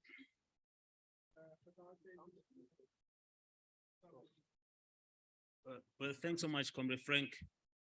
This initiative is not something that my organization is trying to do, but it's something that I think it's worth pondering, it's worth contemplating as we're all here. The initiative is about using poetry to voice out all the kind of things that affect us as human beings. We've talked about the crisis that our communities are going through, the crisis of unemployment, crisis of streets littered with prostitutes. You go to a toilet and there's just no water and you're expected to pay. Where I come from, that's the situation. And so people have been talking about the drug use problems, in our community. So there are a lot of social injustices, and we think we can use poetry to voice out, to amplify that kind of voice, to amplify these concerns. And we're thinking one way of doing that is to put together, an anthology of poetry, so that when we meet again, perhaps in the next year or two, we can launch that kind of publication that represents the voice of the marginalized, the voice of those on the periphery, the voice of those whose voices are muted. So we unmute those voices, whether they're farm workers, whether they are the landless, whether they are people who live in substandard housing, whether they're people who live in streets, just like, Sangoko back then did, going out to communities they speak out on poverty. But this time we think one vehicle that we can use is to use poetry to tap into the stories of the unheard, the stories that we visibly see all the time, but the stories that continue to be, hidden under the carpet. So that instead of us speaking for those people, we get these stories from, these people who are affected by, the socioeconomic, problems that we see all the time. So this is an initiative, and I'm trying to invite your buy-in into this kind of program, that we put together an anthology of contemporary South African poetry in our post-apartheid environment. Yeah. And it can be in all languages, the young and the old represented. All of us here, can say something about where we come from. And just one exercise that I want to give you. I want you to write just one line, about what I want to say now. Just say, after the line, life is hard. I just want to add something about it. Life is hard and you add something, whatever you can add.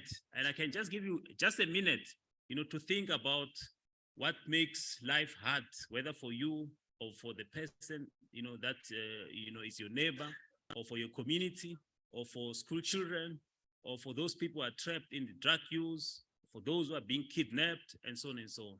But life is hard. For instance, me, I can say life is hard because I'm expected to pay to rent when I have to sit and thunder in the public toilet.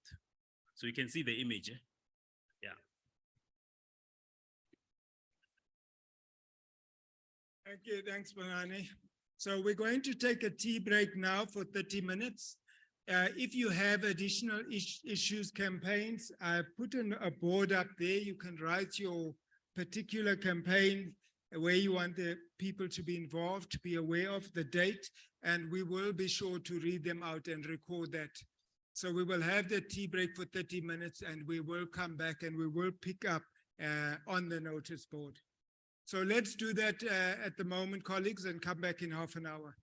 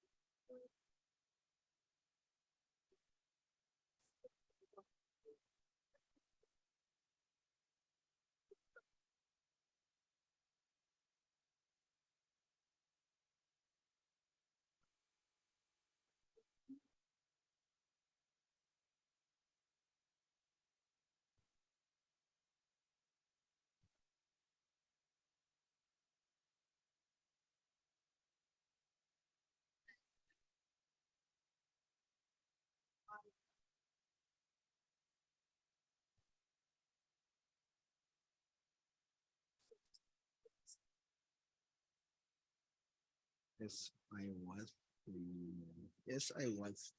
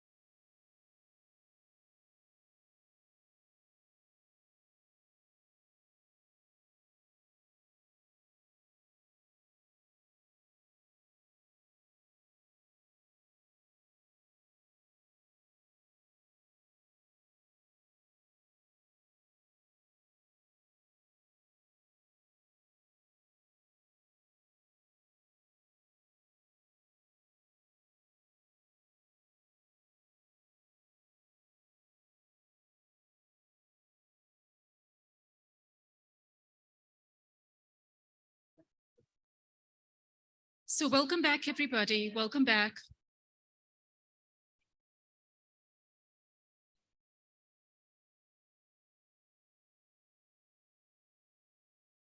If somebody has a remote mic, could I have the remote mic, please?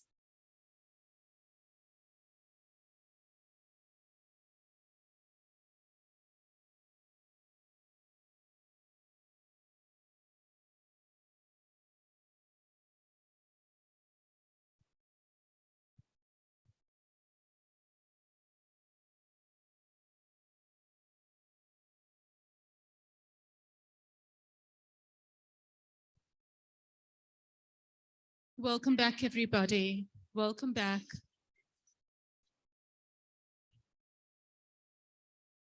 As we settle into the room, maybe we can just take a look. I loved what you shared on the flip charts. So I created a little video animation with them. And maybe just as we bring ourselves back into the room, we can just have a look at some of these pieces that you've shared.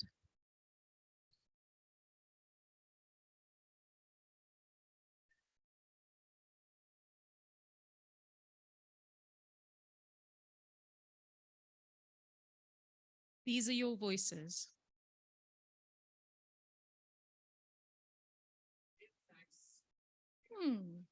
You're beautiful. The voices are beautiful.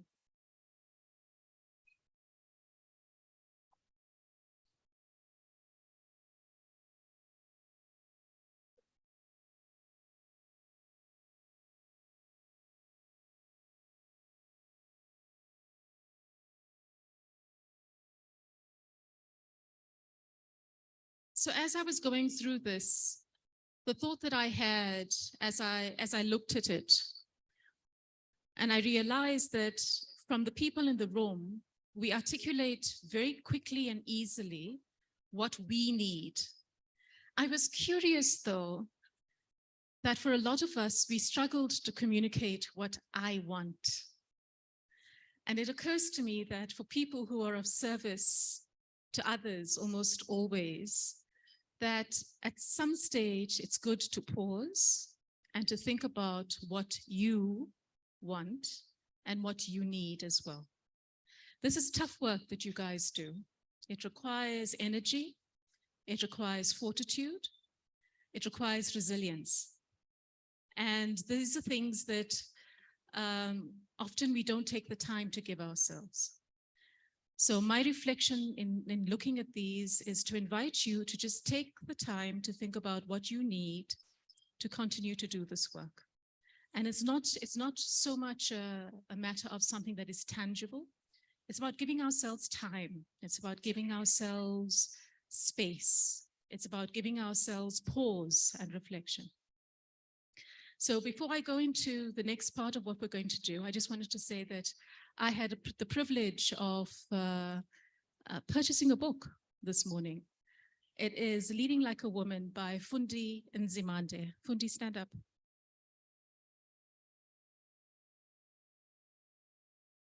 I'm not quite sure how many copies she has, but I can tell you I've gone through the contents. It's an insightful piece. Thank you.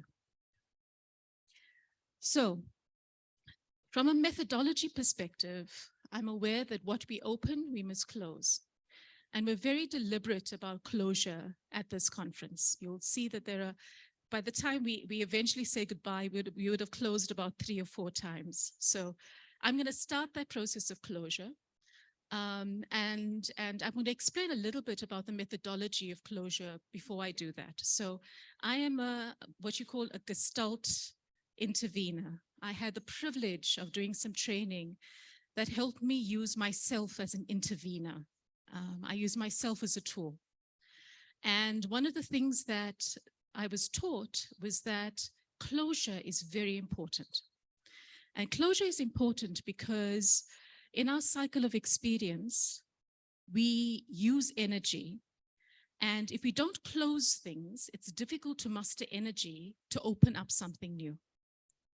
So we're very deliberate from a facilitation point of view that what we open, we need to close. And we're going to do closure today in an individual way, and we're going to do closure at your tables. It's not something you're going to report back on. This is something for you, right? So my invitation to you is first, take the time as you sit quietly. I want you to reflect a little bit about what you're taking away. We did a lot of that reflection this morning. I want you to reflect on what you're celebrating. What is it that you've done in this last 3 days that brings you joy? What are you celebrating? I want you also to reflect on what is unfinished for you. I'm sure that a lot of us, when we got here, we had expectations. We had some thought of what we wanted to do. Some of them may have been met. Some of them may have been not. So the piece is about what is unfinished for you. Just quiet reflections at your table. And when you're ready, you'll know, as you have, we've been doing table work for the last 2 days. Just pick your heads up and speak to somebody next to you and share with them something, anything that allows you to close your presence here today. So that's the piece. Just very quietly on your own, for yourself, what are you celebrating? What is unfinished? And share those thoughts with each other. And when you're finished, I'm pretty sure that I'll hear that you are done, and we'll bring ourselves back into the room. For yourselves, what does closure mean for you? What are you celebrating these last 3 days? What is unfinished? What do you need to park? What do you need to take back with you? What do you need to close that was opened, so that you can leave here and you can be whole again and you can have energy for the work that I know you're going to need energy for? Just take a moment for that.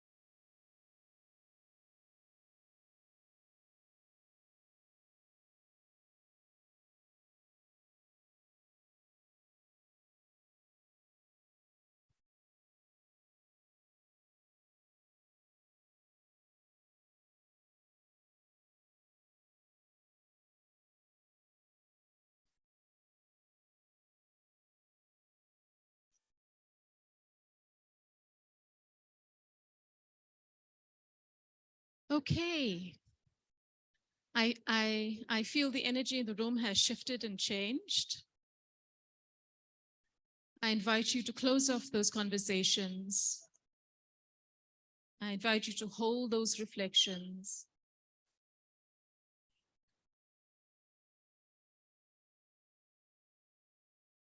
And I congratulate you on bringing your energies into the room, on being present, on being here, for your commitment and for the work that lies ahead. Let's give ourselves a clap.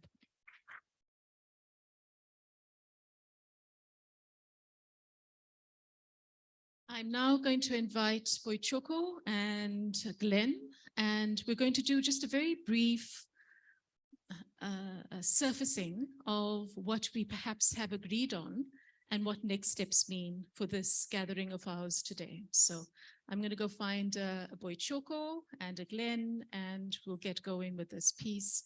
And like I said, we will have a couple of elements of closure, so we're good. Thank you.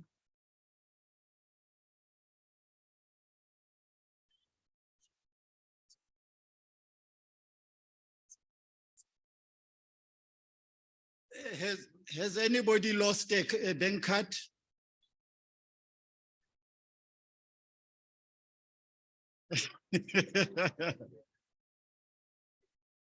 This person is very rich. It has 103,000 rand in it.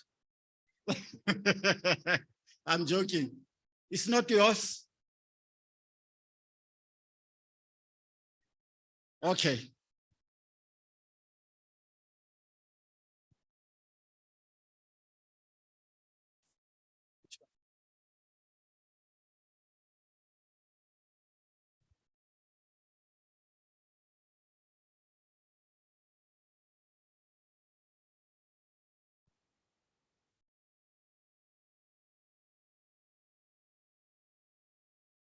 Okay, thanks very much. We can now be ready to receive the draft plan of action, the statement, or the outcome statement, so that we can then debate and make sure that we own it. Thank you very much, Glenn.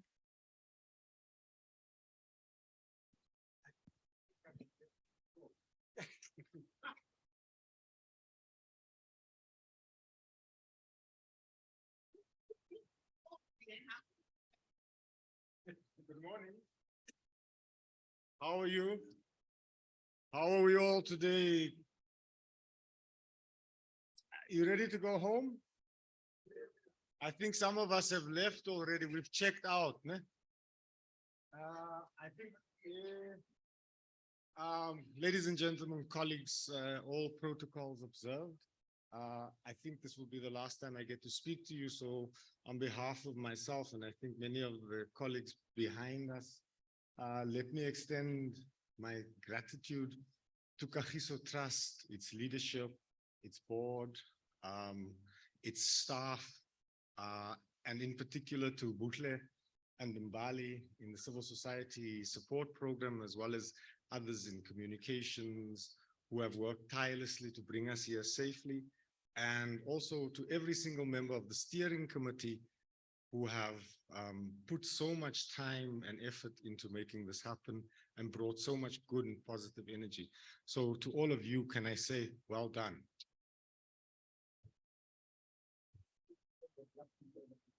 And then?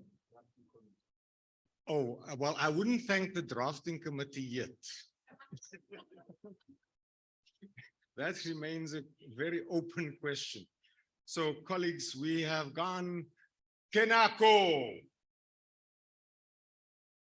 Sekunjalo, Kenako, Sekunjalo. Hey, I'm going to sleep now.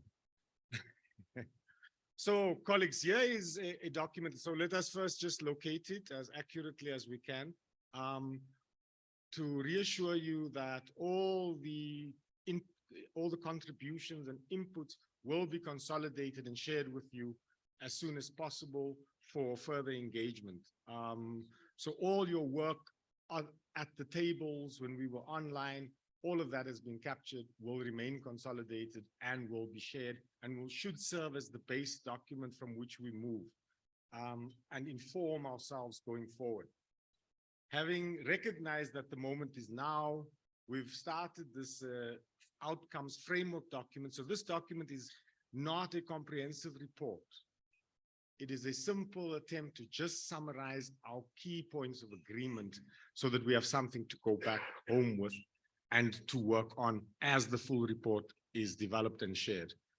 So we start with a quote that says, first of all, we have to build concepts and attitudes. We have to evolve and project an outlook. We have to destroy archaic ideas and notions and replace them with revolutionary ideas. We do all of this through the medium of language, as well as by our actions. But in our actions, we are carrying out decisions and pursuing goals which have first been conceived in our minds and expressed in our words in language. We are unmuted. Amandla. So yeah, over the last 3.5 days, we are building new concepts. We are creating a new language, but we are also, with that language, with those thoughts, creating new actions. So there's a preamble statement here, which I will move through very quickly. Almost 30 years into South Africa's constitutional democracy, we find our nation in deep crisis.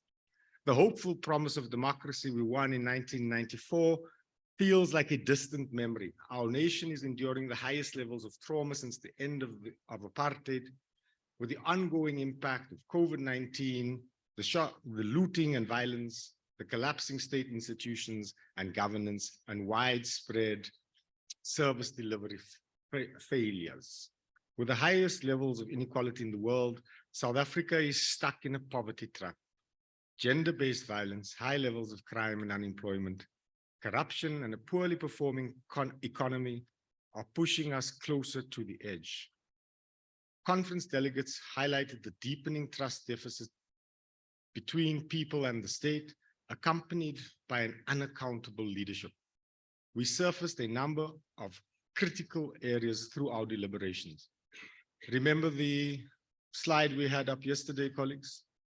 Yeah, where we identified the lack of service delivery, lack of the crisis of local governance, the issues around our strategic capacities as a sector, the questions of the funding for the sector, the broad-based societal breakdown, which you had identified, particularly drug abuse, et cetera, within our communities, gender patriarchy, femicide, and GBV, the exclusion of young people at all levels of decision-making, and the exclusion from the opportunities which our democracy is supposed to deliver to them. The trauma and violence which exists within all of us, and which is perpetuated through many of us in our communities, in our households, and in our families. The socioeconomic crisis that our country faces, unemployment, we all know the triple challenges, and I would say the crisis that exists within our rights protection system. The time for us to act is now, and all of us must be co-creators of the South Africa we need to live in. The responsibility begins with us agreeing and acting on the principles which will guide us to renew and refocus our common plan of action, to reorganize and be directed by the communities which we serve. We must strengthen the connection between the local, including traditional leadership, provincial, and the national level. The conference agreed to the steering committee being augmented through a process of local and provincial consultations. We have all said that this conference is not a conference of people here. It is a conference of those whom we represent and with whom we work. They must not be left behind. It is for them that we have gathered here, and it's to them that we must return. Yeah, this is not a conference of virtue. This is a conference of the people. The purpose of the strengthening of the steering committee is to coordinate our joint and agreed actions with particular emphasis on the development of a national civil society movement in the next year. We are only but a small percentage of the sector and of the organizations and movements that exist. we need to consciously reach out to everyone who is not in the room. We need to share information. We need to socialize the outcomes and issues from the conference within our own areas of work at a provincial and local level. We must return to ourselves with valid nominations of at least 2 delegates per province. We noted, colleagues, that nobody came here with a mandate to serve anybody. We must return to our people and consult them, inform them, and be guided by them. We must return to our constituencies, inform them, consult them, and be mandated by them to move forward. And then we want to anchor this process now moving forward with some agreement from amongst ourselves on the focal points for the 9 provincial processes which must unfold, right? We have identified 4 thematic areas of collaboration, namely the NPO policy, and this is a broader process, the resource mobilization. These are all broad areas, which we literally may want to think of setting commissions up, permanent commissions, to explore these areas through research, through information dissemination, through model building, through comparative studies, through dialogues with people and constituencies that are affected, so that we harvest the best knowledge possible to inform evidence-based advocacy around these areas. So it's the MPO policy, resource mobilization, capacity building, and compacting. And compacting is that dimension, as you all explored, where we have to build a new society from below, outside a state-centric model, beyond the hands of the politicians. Are we agreed? Can we clap? Now, the conference established broad consensus on key foundational principles of this movement that we are beginning to build. It says the responsibility for being ethical change makers begins with us agreeing and acting on the principles which will guide us to renew and refocus our common plan of action. We must reorganize and be directed by the communities which we serve. Yes. We will strengthen the connection between the local, provincial, and national level.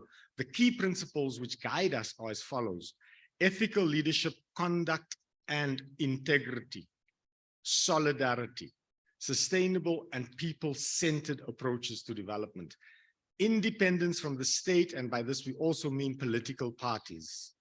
Yes, agreed? Yes. Thank you. Youth inclusion, LGBTI+, inclusivity, participation, transparency, solidarity, dignity, the dignity of self, and the dignity which we wish to nurture and foster in our interactions, in how we conduct ourselves, and how we engage with our communities and other stakeholders. Accountability and anti-extractivism. This anti-extractive, let me explain, came from a number of your table discussions, and it identified particularly that many mining affected communities are left behind, are driven off the land, and that resources which belong to the people are taken from them. But it extends even further to that. It says, we as poor people, we must not be extracted as objects of research and knowledge for others to benefit from. Yeah, we are not the subject of research. We are not the subject of researchers enriching themselves on the backs of our suffering. We are anti-extractivism. Now, our initial action steps are as follows. We want to coordinate civil society inputs and address the electoral law amendment bill, and to ensure that these amendments indeed increase accountability and the power of constituencies. We want to monitor and actively engage in the MPO Act amendment bill. And I think here, colleagues, you all know who you are. If you are leading on these areas, it is your responsibility to place that information before us, to bring it to the widest audience of civil society organizations, and to help and support. So it's both a training function and information sharing function, but it's also open the space for others. We are not gatekeepers. We want to invite as many of us into these things to be informed and to be able to engage. Yeah. We want to engage the Lotteries Commission. This came out very clearly, and government around decisive measures to end corruption in that institution. We know that the Lotteries Commission has been found, corruption has been found at a wide scale. And at the moment, there's a cleanup operation. But how do we coordinate civil society to find a voice in a new structure, to be represented on that board through accountable individuals, to help unlock the resources which actually come from poor people? Yes? So this is an immediate action. These are time-bound things. We need the steering committee to assist us to elaborate a campaign for NEDLAC to be reconfigured. If there is a body that is there that says that it is to negotiate on our behalf, then we must really make sure that even the legislation is changed to represent all of us. We have agreed that we want to develop what we're calling here a trading post. If you can see, colleagues, the wall there is like an open market. If I can draw your attention to those things on that wall, it says, I will, I can. We will, we need. So between those who have and those who need, we want to create a trading post where information is shared between organizations, where we can have a register of the needs of organizations, but also their capacities, so that we can support each other, especially in respect of non-financial resources. We want to establish, with the support of Kagiso Trust, a social media connect, a platform which we can collect and share knowledge and skills between and across organizations and movements. And we want to build a database from the ground up of representative organizations in all provinces. Mandla. Our initial program of work involves implementing the recommendations from the Youth, Women and Culture Caucuses. Mandla. The Women's Caucus affirms, sorry, I've missed the paragraph. The youth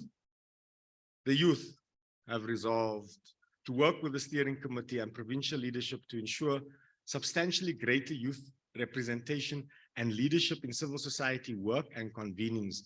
The Women's Caucus affirms the conference view that violence against women and children remains a central fault line in this society, and a programmatic and sustained action on GBV shall form a pillar of our efforts to rescue our democracy, build a capable state, and end corruption.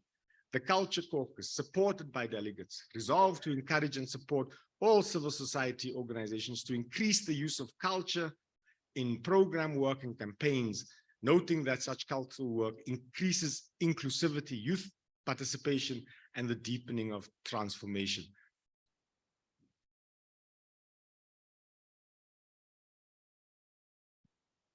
So we have very specific action steps now that we are developing.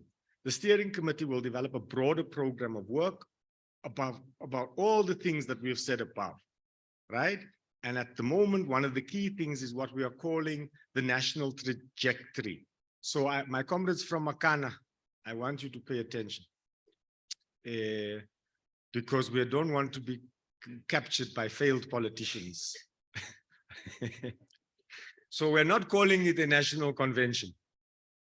We're not calling it a what, because we know that the area of politics is very tricky. So we're saying we are committing to evolving our capacity to engage with the national political trajectory. Yeah, but from the standpoint of our foundational principles, of our independence, of our people commitment, of our accountability. So we don't want to be captured by anyone's political project. So, but we are agreeing that we must evolve the conversation and our strategic capacity to interact and mobilize from the ground up. If we are going to make any headway, we must intersect and impact on the national political trajectory. How we do that is up to the communities we serve to define and to build the space for us to do that. And we want to reimagine the new social contract on our terms. Yes? On resource mobilization, in the first instance, we want to specifically address the problem that government leaders and officials do not sufficiently value the work of civil society. Amen. Amen. I'm feeling the ghost of NDA.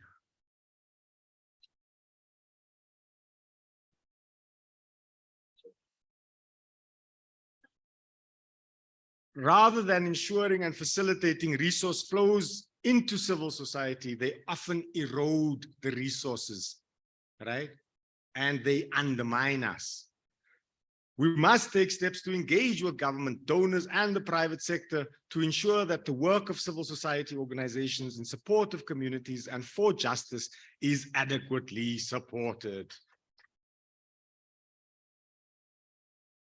We must formulate measures to ensure capacity building programs, in particular directed to supporting new and emerging organizations and community organizations. Our priority actions and campaigns. This links back to both the initial problem statement about the multi-level crisis in South Africa and the need for civil society voices to be heard on critical voices. This conference has endorsed the fight against corruption, the fight to strengthen democracy, and the fight to support social economic growth, which is people-centered and people-friendly. We, the conference, commit to dismantle patriarchy. Dismantle patriarchy. Dismantle patriarchy. Establish self-sufficiency within the sector. Self-sufficiency within the sector. And to be unapologetically gender, youth, and LGBTI forward. And to bring unapologetically gender, youth, and LGBTI forward. To identify alternative models of innovation and to be politically independent. To lead from where we are. We used the formulation, and there was a discussion when someone said we must lead from below. And we said, no. Below already says there's a top. We want to say no. There is no top or bottom here. We lead from where we are. And that is with our people, right? And we want to ground ourselves in our communities and constituencies to whom we are accountable. We want to communicate all consensus and processes to all levels of society, yeah? All levels of society. So we are not sitting in a corner only speaking to ourselves. When we have consensus, we must take our unmuted voice to the widest audience possible for further engagement and discussion. We must develop and improve our networks and partnerships. We must build and strengthen solidarity. We cannot be in the same space when one organization is under attack or one organization is being forced out of a process and we say, no, it's okay, not my problem. No, that's a gender organization. No, that's a land issue. We must build and strengthen solidarity between ourselves, and we must have intentional movement building. We must use the petitionings, we must use protests, we must use the courts to further the attainment of a safe and prosperous South Africa for all. In this way, colleagues, we honor your contribution. We hope that we have reflected the spirit of our deliberations. Mandla. Mandla. Phambili civil society, phambili.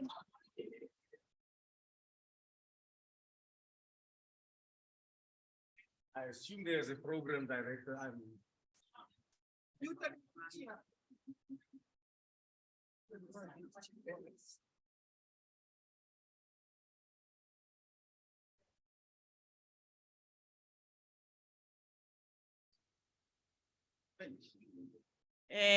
Thank you very much for that summary. I feel that I am covered. I just wanted to alert all of us, perhaps some of us are aware, but I want to indicate that we have agreed on this here. It doesn't mean that when we go out and sell it, people will just readily accept it. That's why. So we must be prepared to engage in discussions and debates. Also going forward amongst ourselves, we do need to discuss and debate so that we don't reproduce the same challenges. For the young people in the 70s, the 80s, and we used to talk and discuss issues very thoroughly. There was no issue of saying this one is a senior somebody. When we were talking about what must happen, we discussed it thoroughly without having to respect certain people. That particular thing emerged after 1994. Thank you.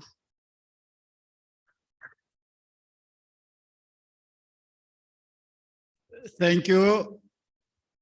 Any other comments?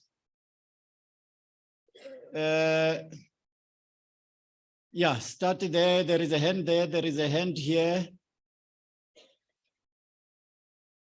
Yeah. Okay. I think one thing we need to establish going forward here is that talks like this are happening in many places in South Africa. We know that. So I was of the view that going forward, or either we take a strategy or an agreement, whatever you call it, to say, so AITC and other people, civic movement who are having this kind of conversation, they need to have to find a common ground or a space where they also engage like this. Because in other spaces that I was in, there was a talk like this, but I only find one part that we were there with him, with them, but they were talking the same. So I'm trying to avoid a situation where we find ourselves in a point where civic movement are living each other, are pushing what you call duplicate movement or duplicate strategies, but parallel to one another. And that could lead to wrong interference and conflict of interest, but we do not want that. We want the civic movement, wherever they are, but at least have common understanding. Because in spaces that I was, the conversation was like this.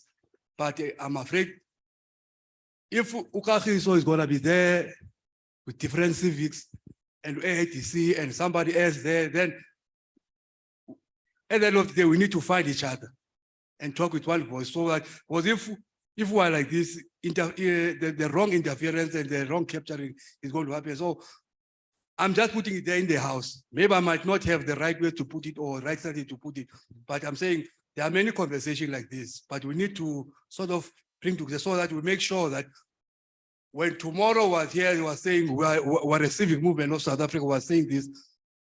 Another person who's a civic, who's an activist in Northern Cape and say, must not come up and say, Kibo Mangbanu, Akbatili.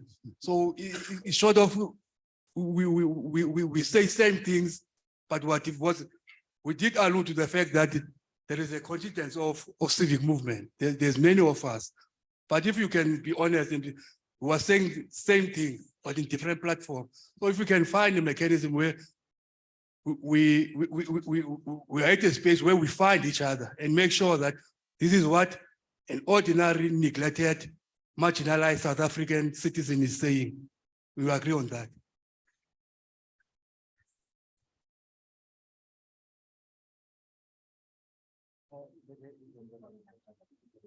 Yeah. All right. Go ahead, you will follow next. Mine is just a small matter. I understand principles to be quite important in any initiative. Now, my request was if the issue of gender-based violence and femicides, we could find a way to include them on our principles, I think I'll be comfortable. I do understand they appear somewhere else, but I feel very strongly that I think it would be good if they can also appear on principles. And I think maybe it was omitted mistakenly. Yeah, it is there in the principles, am I right? Not really. Oh, okay. It's noted. Inhlikani, itinyiko lwe wale phalawura Limpopo. Anla vulavula swo tala, no la ku commenta ku ri hawa mina ni tsakini eka swilo leswi mi nga hi rhambela swoho. So ni na ku twisisa for now ku ri i yini civil organization. So ni swi twisisini. So xikombelo xa mehe ni kombela ku la ka gathering leyi nga ka yona ni kombela ku pfuniwa. Organization leyi ni nga ka yona yi sungule hi 2013. Even today, I said some donation or funding or sponsorship. So anyone loyi a tsakelaka ku ni helpa a nga ta ka mehe ni ka na number phone a kota ku a ni pfuna nyana youth ya hala Limpopo hala ya hala rural area. Please Shem, xikombelo xa mehe inkomu. Okay, any other hands? Yeah. Yeah, and then 3 here. Yeah, start it there in front of you. Thank you. My name is Please stand. Ferial Domingo from Ignatielo. I actually just want to commend everyone for sitting through 3 long days of what was extremely tiring and exhausting conversations, because I think some of us were pushed into spaces that we didn't really want to go, but we went there. The other thing I want to say is that the document that Glenn just read out is a consolidation of the beginning of something massive. It's very, very big. What we're taking on here is a tremendous amount of work. I want to say that up front because I'm also part of a committee, we want to call it that for now, where the work that was started a year ago is snowballed, but it's nowhere near where we want it to be, and it's a year later. And so if we're taking on these positions as members of the steering committee, it's going to require extraordinary commitment. How are we going to reach the corners of South Africa, of all the provinces? There's 230,000 registered organizations and probably 500,000 organizations who are not registered. And so it's a huge task, but we have a basis on which to begin the work. So again, I just want to put it out there. It's a lot of work that we're taking on. If you're signing up, you're in, and we're in it to win it, right? So I just wanted to say that to us all.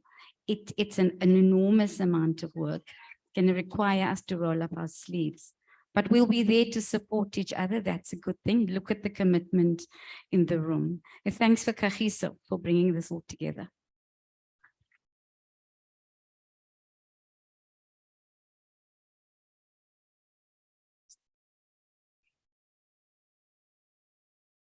Dumela ma Afrika gape. Ke baby wa Makgeledise o buang. I would like to thank Bra Abi from the bottom of my heart. You've done an excellent job for bringing us all here today. And there's one thing that I want for everybody to take home today is that let's create a South Africa that we all want to live in. And I still see some doors of patriarchy amongst us. And it really worries me. It really worries me that we had such long conversation and we're still seeing those marks. or those dents within us as activists. And I should think that we should go back home and make a research within ourselves and ask ourselves, what is a real activist? What is really an activist? Because hatred has consumed our morals as South Africans. And what I would like to say is, you don't need to have a vagina to be a feminist.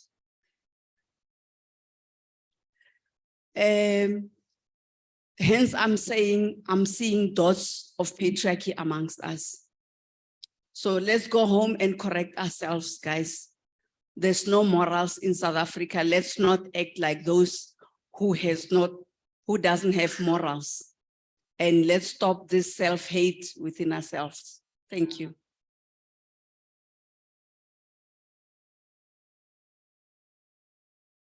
There was a hand here, sorry, here. Okay, all right. Okay. Thank you very much, Kagisho Trust, and to the rest of you guys, all delegates from all 9 provinces. What I would like to say is that Kagisho Trust and civil society, in this movement, this initiative that we have embarked on, we need God. We will never reach our goal if we will leave God behind. It's important that God must be in the midst of all our decision making, so that the bleeding must stop and the healing and the recovery can start. This, the whole concept, the whole principles and the resolutions that we have engaged in moving forward, yes, indeed, is going to need a lot of work, but above all, is going to need love. That is the foundation. It's going to need courage. It's going to need strength. And above all, again, is going to need our commitment. Because now we are no longer talking about us. It's the legacy for our children, that South Africa can become a better place. The socio-economic rights that our people haven't tasted yet. After this 20-something years of democracy, it really pains my heart that people, they don't even know the benefits of this democracy. But this is the weapon now, that with our sincere hearts and our good intentions, because the intent of the heart also is important. We don't want hidden agendas, because God will speak, and this will be the end of our mission.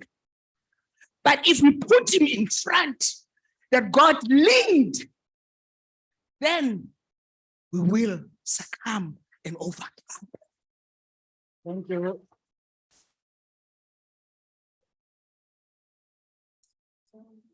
The journey continues. And that day we have started a long time, many years ago, with nothing. But we believed that we can bring impact and change. There was never any support. Instead, for us to receive support, we were criticized. We were undermined, we were sidelined, and we were rejected. But we continue fixing our eyes on the prize. I need you to fix your eyes on the prize and break the noise, so that you can receive your crown. Because this is the beginning of change, transformation. This is the beginning of claiming what is rightfully ours. Amen. Amen.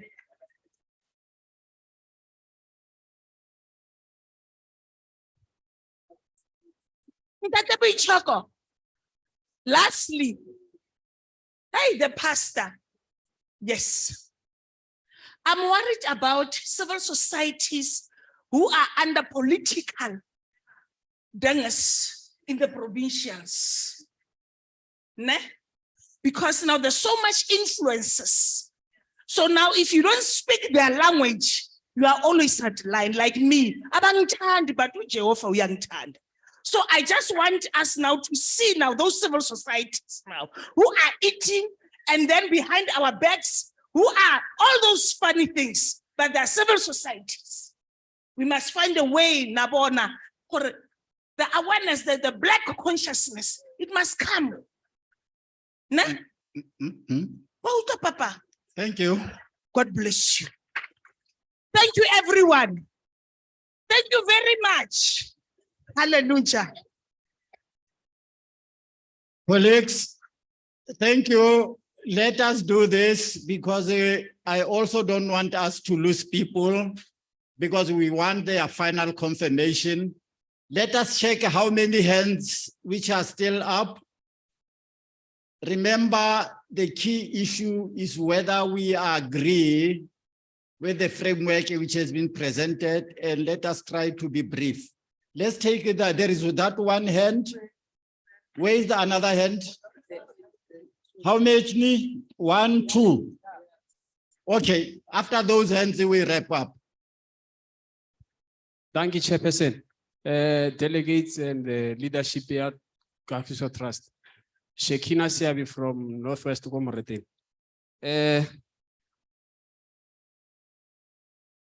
Ngarata hore we were given an opportunity to structure way forward. Rekaofela we agree kenako for civil society to lead our society. So we confirm that this framework,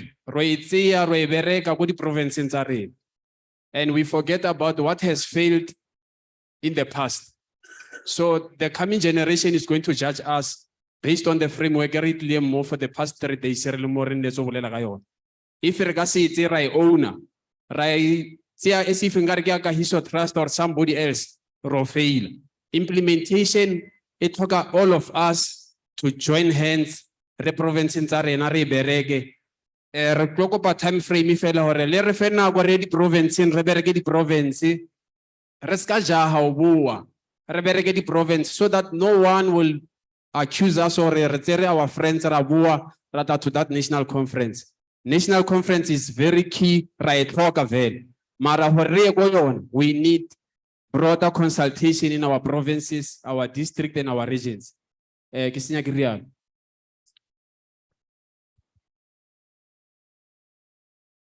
There were 2 hands at that side. Is it 1?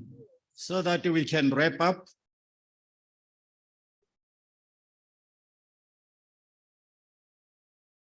Thank you very much to the National Steering Committee to actually organize such a beautiful event. I think also to apologize to you where maybe you might be constructively criticize you, take it as a leadership, take a bullet, move forward, and we are with you, and we want to support you. It starts from here going forward. But also I want to caution the provincial structures that are here that we need to find a way of working together as we report back, because if we're gonna go out here, when we go back home, we are not able to consolidate ourselves to bring other friends to work with us, because there are many people that we left behind. And also to say from the steering committee, please start within your plan, put the roadshow program to provinces so that we close the gap. And also to say to this house, there are a lot of forums like this that are happening at the national level. Some are governmental, some are political. We are going for a war. Thanks for this steering committee, we're a weak partner. Without this steering committee, where we are going, I thought it's easy. But before I sleep, I open a TV. I find a very difficult stage where we're going. We need to strengthen ourselves. Because where we're going, there will be a number of stakeholders. And if we lose this steering committee, we'll be outvoted. There are a lot of issues that are being discussed. But I'm saying as we go back home, let's strengthen ourselves. Let's work together as a team. Thank you very much, Chair.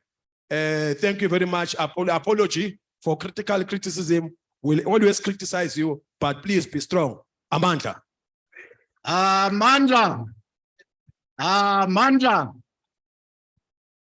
We take it, comrades, friends, that the framework plan is endorsed by the conference as a basis of going back to the constituencies, communities, the provinces, the districts to engage further. We will share the framework as it has been developed today. Within the next hour, it will be sent to everybody who's here. We will send the presentations which were presented since we arrived here. We'll make sure that you receive them by Monday, the latest. We have also said that within the next 2 to 3 weeks, after we have absorbed and received the overall report of the conference, the steering committee will be reconvened.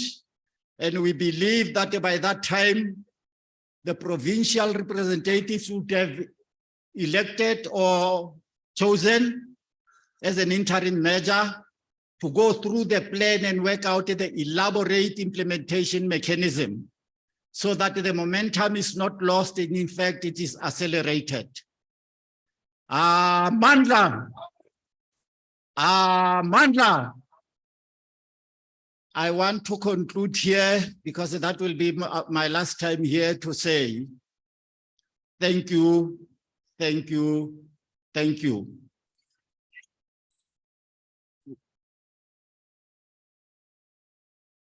Lunch will be served. Oh.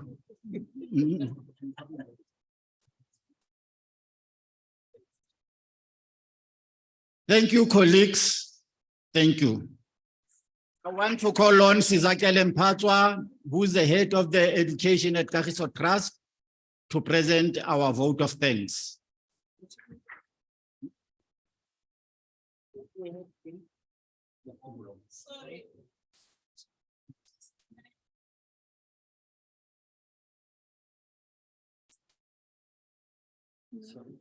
We were saying, people who were saying that they want to go back and consult and send the names.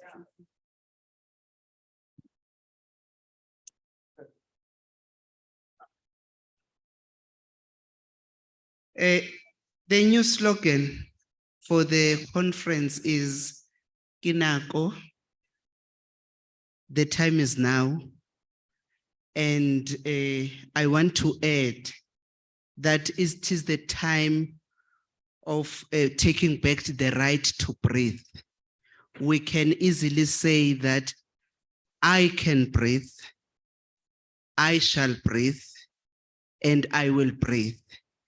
And also taking the accountability and responsibility, saying I can and I will, as an individual delegate, going back and do what we have agreed on in the conference. I also just want to share that as Kagiso Trust, part of our development approach, we develop sustainable models where we implement programs within communities. And these are the models that are replicable and they are scalable. These are the models that don't choose a particular context. They are so agile and flexible that they can be replicated in any context where it can be used. It is not our models as Kagiso Trust, but we develop and share it with the people so that anyone who wants to bring a difference or change can take that model and use it and apply it in their spaces, in their own time, and looking into what is it that they want to solve at a particular time. And what resonates more with this conference from our development approach is that we base our part of our levers of implementing is advocacy and coordination. and we have coordinated this conference. And I believe where I'm standing now, I think the trustees and the executives would also agree that we have executed the coordination role very well, because here you are from different provinces. And as we close the conference, we urge you to unmute, to regroup, to reconnect, to coordinate, get yourselves organized so that you increase the level of accountability. You also look into the collectiveness that is here and tap in the collectiveness in terms of the resources, the skills that are around here, so that you are able in your spaces to leverage on each other and also work together to unlock some of the funding or resources that you currently require, mainly which has been talked about over and over in the past 3 days. It's more on funding. But if we work together as a collective, we can be able to achieve that what we need to achieve.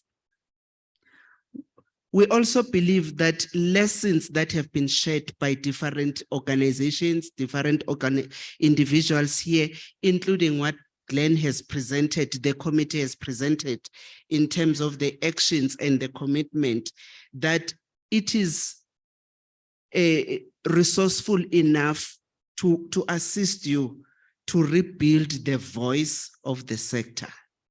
We believe that this is your product and you'll be able to use it effectively as a collective in ensuring that you rebuild the sector. We also want to appreciate the engagements that have taken place, especially the honest engagements, the honest reflections. You know, sometimes people will say, we work towards a common goal, but if the goal is not articulated, we might be believing and agreeing that we're working towards a common goal, but because we don't articulate it, it will be a common goal from where I am and a common goal for one another. But we took this process to articulate what is the common goal that we're working towards, and we believe that with your insights that you have shared, and also including the commitments that have come out. And I noted the power of the Menti. I'm not sure if colleagues have noted that, because from that Menti meter, we were able to get inputs from people that have not raised their hands during the conference, but they were able to share their reflections on that. And we believe that as you continue, you will continue with that spirit of inclusiveness, the spirit of respect and empathy amongst yourselves. And on behalf of Kagiso Trust, you see, in my culture, I'm a Zulu by birth. Siyaye City, when you have a function and it rains, it means amazulu avumile. So this rain, it shows us that what we have done together with you, what we thought as an idea as Kagiso Trust, and we said, let us call the people and test it. It is now affirmed. We are getting an affirmation that it is done. We have done well, but we don't believe that this is the end. This is just the beginning. When we are older, or even our ancestors, we will be proud wherever we are to look back and say, we were part of the change movement. We were part of the people who contributed in unmuting the voice of civil society in the country. On behalf of Kagiso Trust trustees, the executives in the trust, would like to thank the steering committee, would like to thank Katie staff, those that are here and the ones that are working with us who are in the office. Would like to thank the programming task, including the cameras that we see here. We would like to thank all of you delegates that are here who abandoned your homes, your children, your warm beds, every comfort that you have, that you are happy with, to come and spend this time here. And also just your resilience to be patient even with us and be patient with the process. We also want to thank the participants on Zoom that they have taken their time to sit in front of their computers, the data that they've been using, and all the comments that they have shared. And before maybe we can close, this has been a very, very useful 3 days that I can say I did not waste my time. And I believe that you also did not waste your time. So as we close and go back, safe travel going back home. We believe that you'll find everything intact as you have left it, and the kids waiting for you, and whoever who is there in your family waiting to receive you back, and you will share in your different committees what you have gained here. But as we close, can you just give yourselves a round of applause? And lunch will be served at Pumulong. I'm not sure it's raining now. Pumulong is this side, no? Yeah, lunch is served, and we won't be coming back here. Safe travel home. Yes, I'm just saying those that will think will still come back. Thank you. The conference is closed. With the powers vested in me, I declare the conference closed. Thank you. Can you clap for ourselves and a song?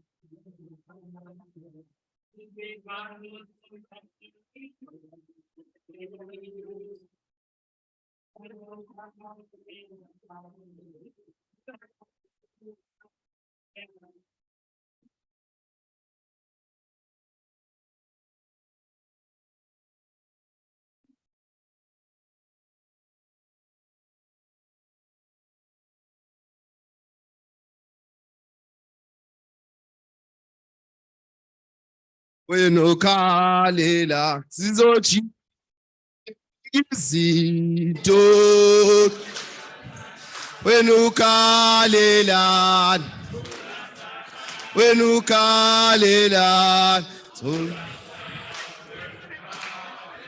zizojika izinto